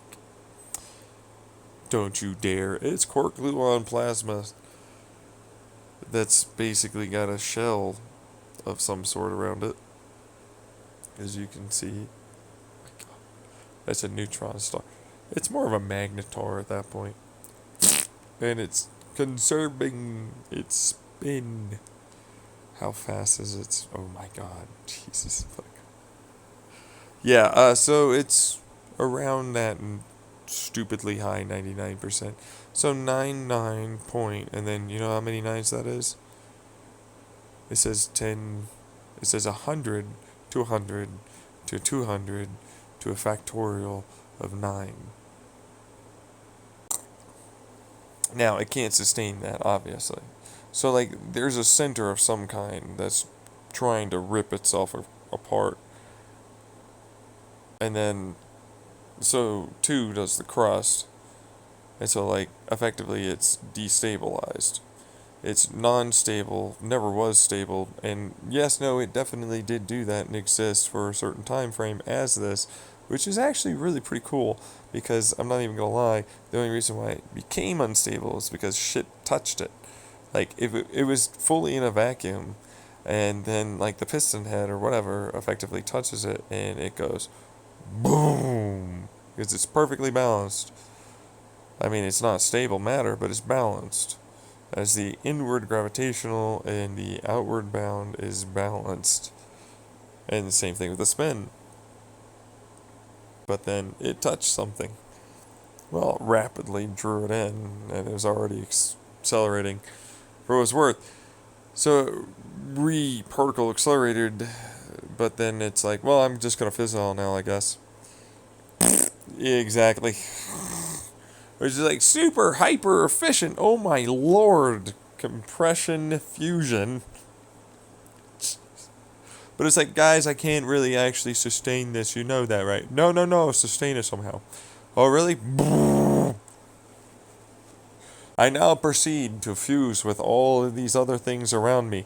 Is this carbon? Is this graphite? What is it? I don't care. Is it carbon? Hydrogens? What is it? I don't give a fuck. Yeah, fuse, fuse, fuse, fuse, fuse, fuse, fuse. All the heat, really. Yeah, exactly. Well, heat and then just straight up fucking pressure and speed. It's particle acceleration fusion at this point. Because a lot of it's basically turned into a bunch of quark matter at that point versus, some possibly maybe a moment of stability isotope or atoms that we haven't seen before, but boom. Right, yes, no. Just boom. Big boom. Huge boom. Not what you thought. I thought I had to go that far to get fusion. Like, I was like, no, no, no. I literally, it's not enough to. Fusion's really hard. Like, I really doubt it's gonna make fusion. So I'm just gonna go all out, like, to the fucking crazy moon. Yeah.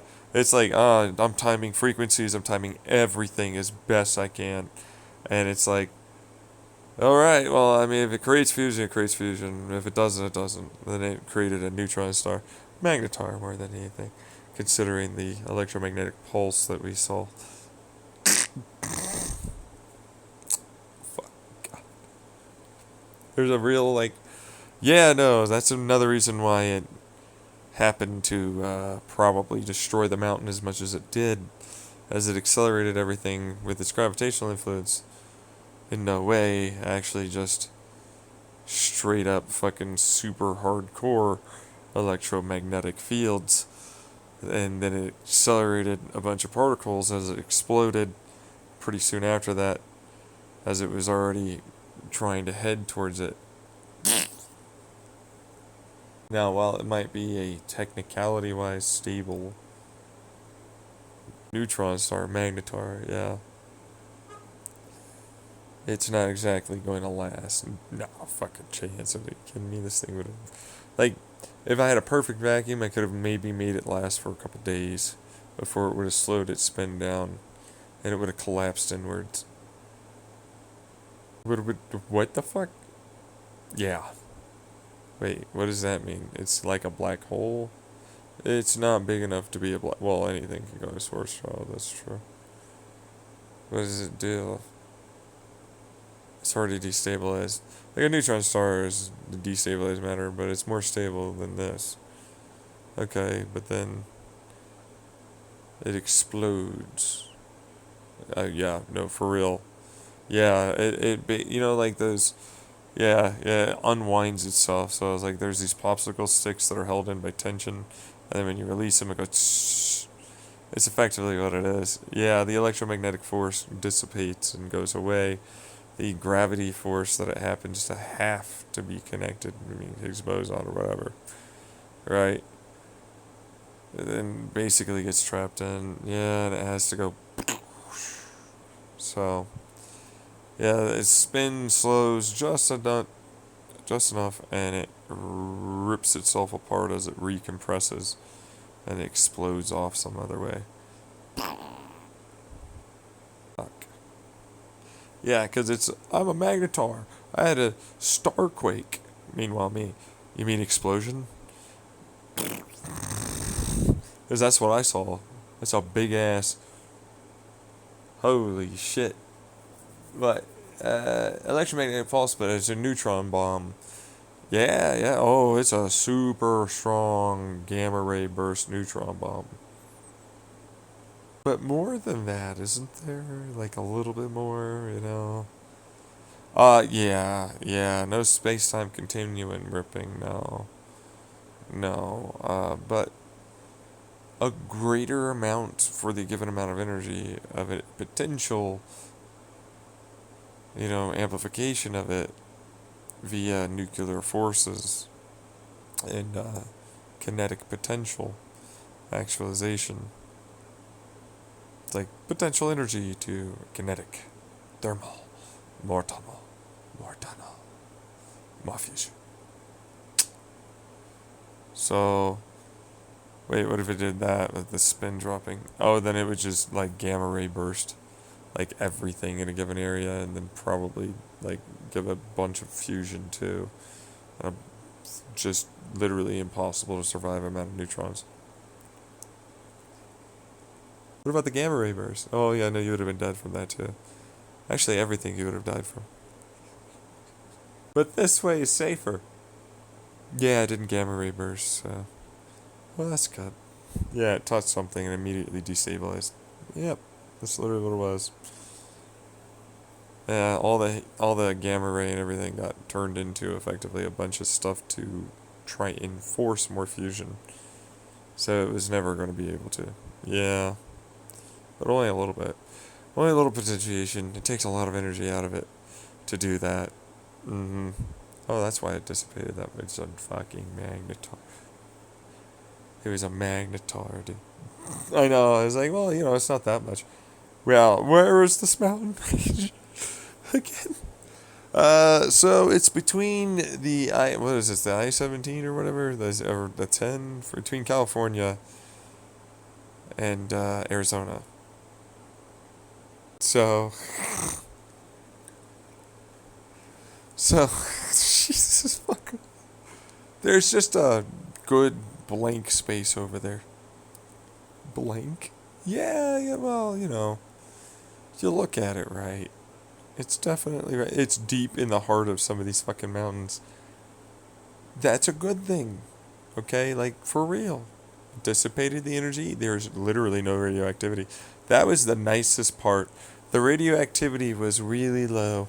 Unless you're, like, near the very, like, area where it's very much, having gone boom. In which case, there's a decent amount of radioactivity. Yeah. Otherwise, the rest of it, no, there hasn't been much. Well, that's good. Yeah, yeah, no, it's a very small amount. Very small amount. How much is small? Well, Chernobyl was worse. So that's good. Okay, but Fukushima, or, a basketball could technically be considered a size area there. The same equivalent of a Fukushima to, if you get into like a golf ball, it'd be a Chernobyl. That's not terrible, actually. No, especially when we put a bunch of water above and it rained. It rained fairly soon afterwards, so. You just dumped a bunch of water in case. I'm allowed to pump water into this area. No one said I can't. It's going to cool it off. And it absorbs radiation. Well, it's a lot of carbon and other things to absorb radiation with water. Yeah. Just in case. So I thought maybe I'd get some fusion. You really are behind and over the horizon. There are multiple mountains around this that pushed all of the air, more or less, that it diffused out, kind of like egg curtain-y way, and change the pressure wave to reduce it, yeah. But then also, most of it did just go straight sky words, yeah, and it vaporized a very significant amount of matter into elemental components, and some of it reacted with their atmosphere. Yeah, yeah. No, I know it's like hard to really quantify because it's like, well, it's not antimatter levels. No, no. But it punched a hole in our atmosphere. That was recorded, yeah, by the satellites they use. Mm. Wait, what? It punched? Yeah, it punched vacuum, kind of tech. I mean, it collapsed. It's like a big old lightning bolt. Oh, but nobody else died at all. So like all of that energy is just vertical, outside of like any horizontal. So nobody had to worry about anything. That's good. Well, I mostly just was worried about radiation. We had a big blast of radiation, for what it was worth, but it all traveled outwards. Yeah, yeah, to the spaces. I know, right? Like, where'd it go? It doesn't matter. I don't know. I know. It's like, there's gamma ray burst somewhere over there, right? Probably. There's got to be some amount. I didn't detect it. But they don't have gamma ray burst detecting devices. Some of them do. Yeah. See, that's the thing, though. Light is reflecting in a very specific way through that.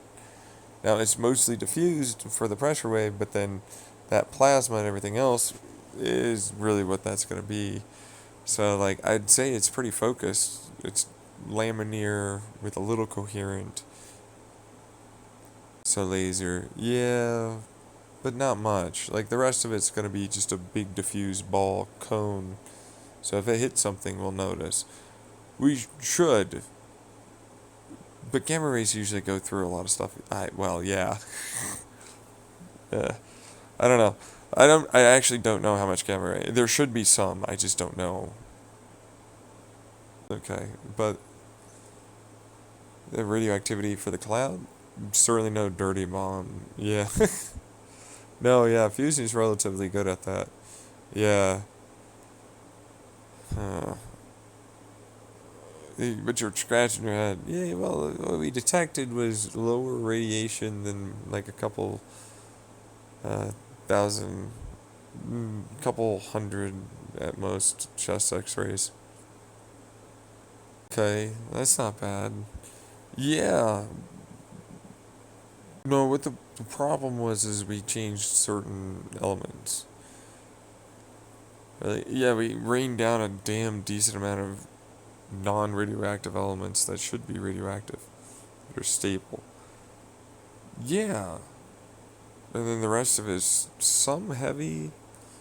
It quickly decayed insanely fast. And then everything else was very minimal. Like, it was done in a day. So, yeah. I don't really know what to tell anyone about it, because it's like, well, it was finished pretty fast. It was radioactive for about a day, and, I mean, you wouldn't want to be in the area, but, like, usually you don't want to be in the area around a nuke for a day, yeah. You know, it's survivable. Yeah, yeah. You wouldn't be able to do Chernobyl over there, though. Mm. But yeah, my golf ball. Let me just get near the golf ball. Good old golfy balls. Yeah, no, but it was a bit rough. Like, oh, come on. You're just making shit up. Like, it sounds like it did really well. Yeah, well, kind of yes, kind of no. Um, I realized it was fairly easy to turn this into something stupid.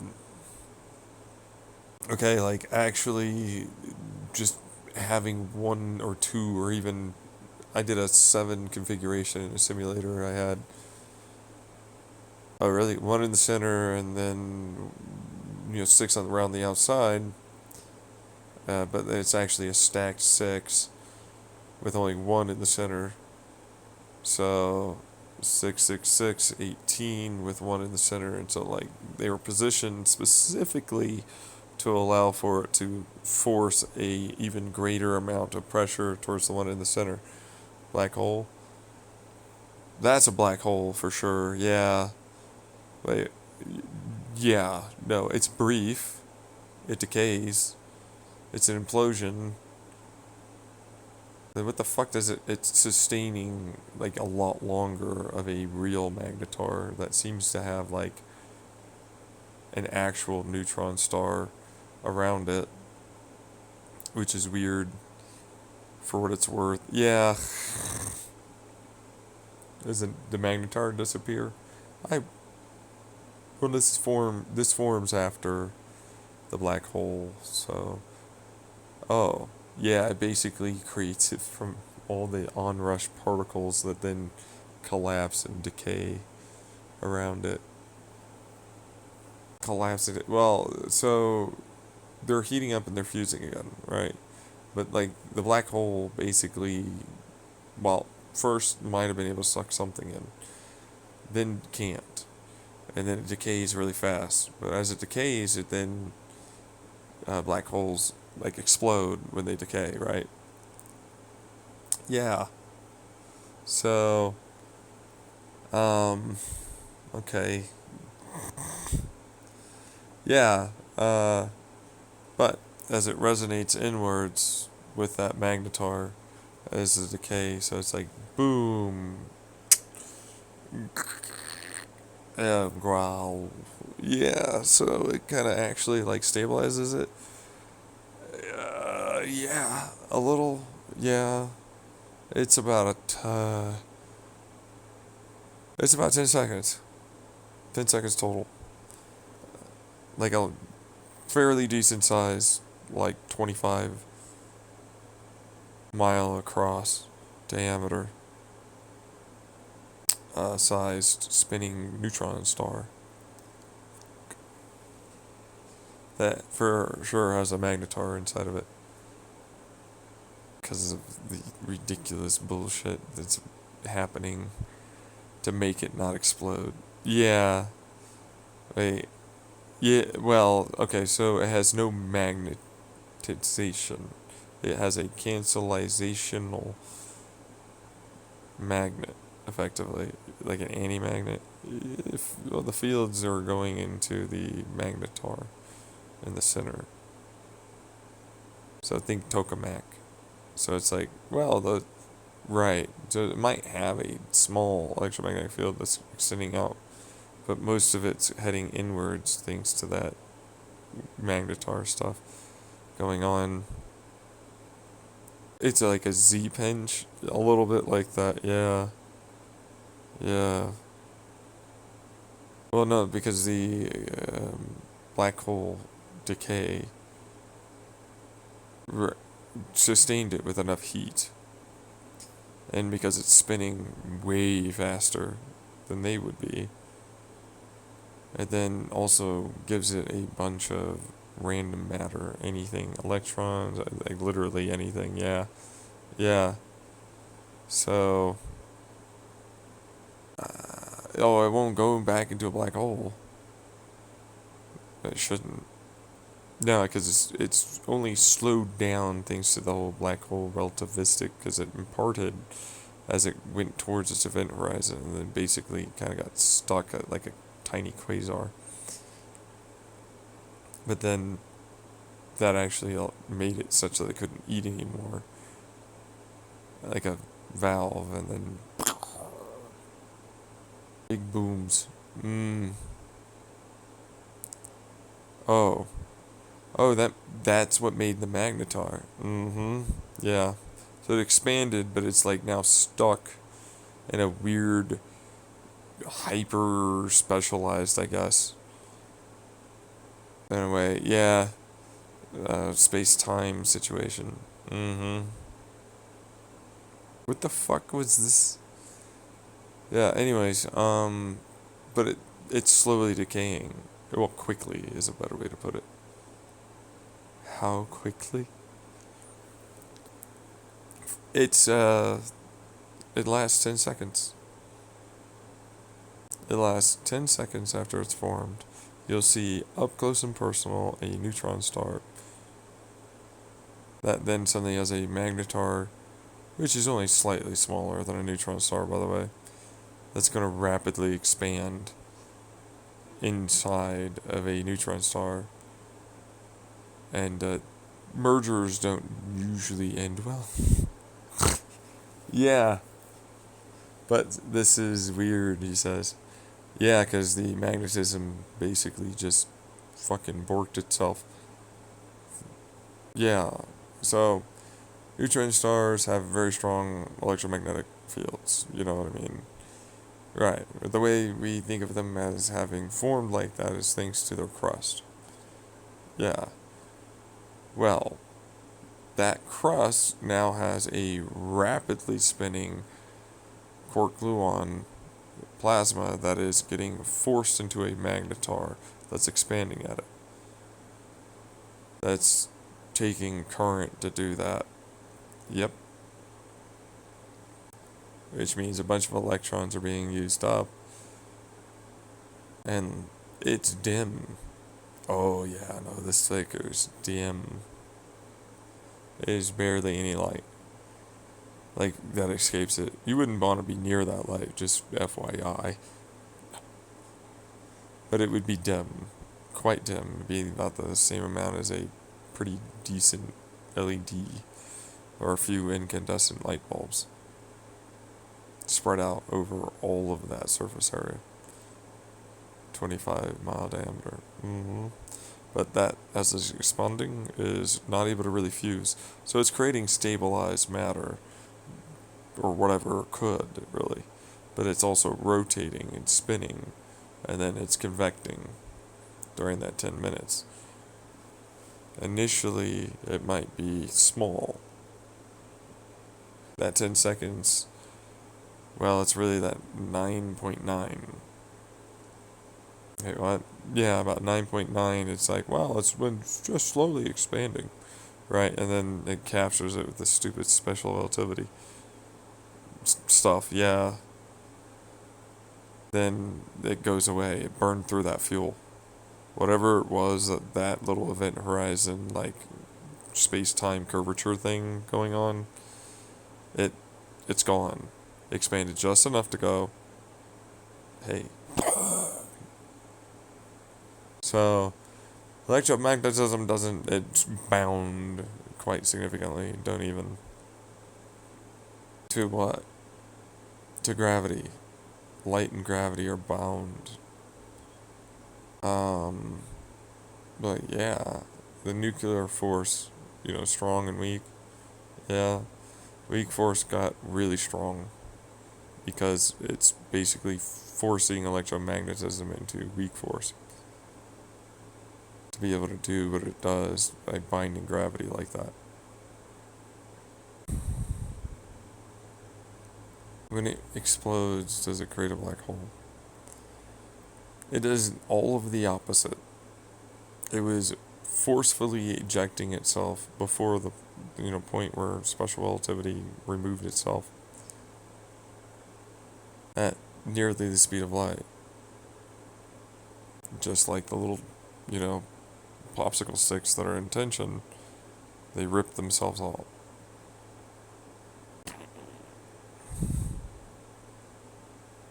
So it's only ever been expanding away. Yeah.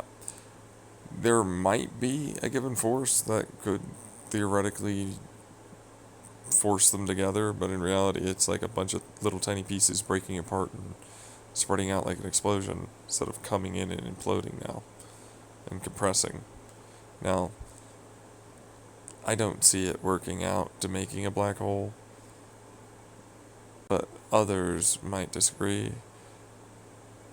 Simulation disagrees with those others. It never forced a black hole except for a very temporary one. This is not what you said. It's a solar system, Bob. Yeah, solar system is good enough. to describe that for size of our solar system. Like, it's what? Just bathed in white light. I mean, that's the plasma ball that's there now. What gamma ray would that be? I wouldn't begin to be able to describe that. It's like a hyper supernova, yeah. Yeah, I know. Just bombing us with a neutron magnetar black hole setup. Well, if it works, though. You never made it, though. Even in your own, like, concept, which is your own imagination, you had to make a simulation because of how fucking ridiculous that actually is. Yeah, no, whole thing. Why? It's genuinely stupid. It is so powerful that it doesn't technically do anything except make another star that's the size of our entire solar system. After hyper supernovas. It's that dense. Yeah, well, it's so hot when it does that. So, like, our star is already pretty hot and fusing. But then it's going to destabilize with a bunch of that heat. So it fissiles practically everything around it into much lower elements. So, how much lower? Most of it goes back to quarks and they'll form into hydrogens. That's a way to jumpstart things. Yeah, kinda. I mean, it's past our solar system. It pretty much goes all the way to about Sirius B. Yeah, and then it starts compressing in the center. We got a protostar. And then the star's like the size of our entire solar system. It takes a while. However long that is, yeah. Is there a way to have that naturally occur? Not unless a magnetar fucking no. Let's just go with no. No, unlikely. We can get 6 of them to fucking try and form right next. They're tiny. They're super tiny. They only made it actually that big because of the implosion of the gravitational vacuum energy here. That is correct. God. It's that fucking close. That close. I can make a black hole easily. Why did you make this then? Booms. Really? Big booms. And this is a simulation. I really just wanted to see if I could even make a fusion bomb. But it was mostly to test my crankshaft, which turned out to showcase a non-EMI before everything died. I know. 26k foot-pounds of torque. Good old torqueys. That's nice. What happened to the crankshaft? Oh, it's obliterated. It's gone. I mean, it got destabilized, mattered. It's not. So the just for a nitro engine? Yeah, just for a nitro engine. Why? I mean, I have a revolutionary, nice AC coolant thing. Water to air, air to air, turbo, nitromethane, blend, liquid gas cooled, V8 with a top and bottom combustion zone, engine with a bunch of shit. Yeah. It was nice. Just to think about. Yeah. It was really fun to think about. Had a blast. Like, how fast is this really? Oh, well, I don't have to replace anything. It's good. How? Diamond-like carbon. Gasket material with high temperature silicon and graphite nano paste. And some multi-layered steel. Good old multi-layered steel. Yeah. It's aluminum. Don't care. Eh, it works. It worked really rather well. I've never had to replace a single part of my engine. What are your connecting rods made of? Everyday chromoly, blend nitrate stuff. Yeah, but you also have the diamond link. Oh, right, yeah, no.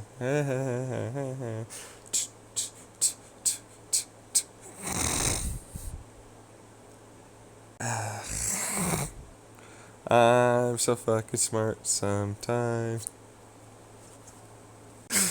But I am, though! What? I am! Yeah, well, okay. Sometimes. Other times I'm very stupid, just like anyone else. I want to go eat food. I know! I have to go to bed. No, come on. Alright, let's make this into a nice video and we'll be done.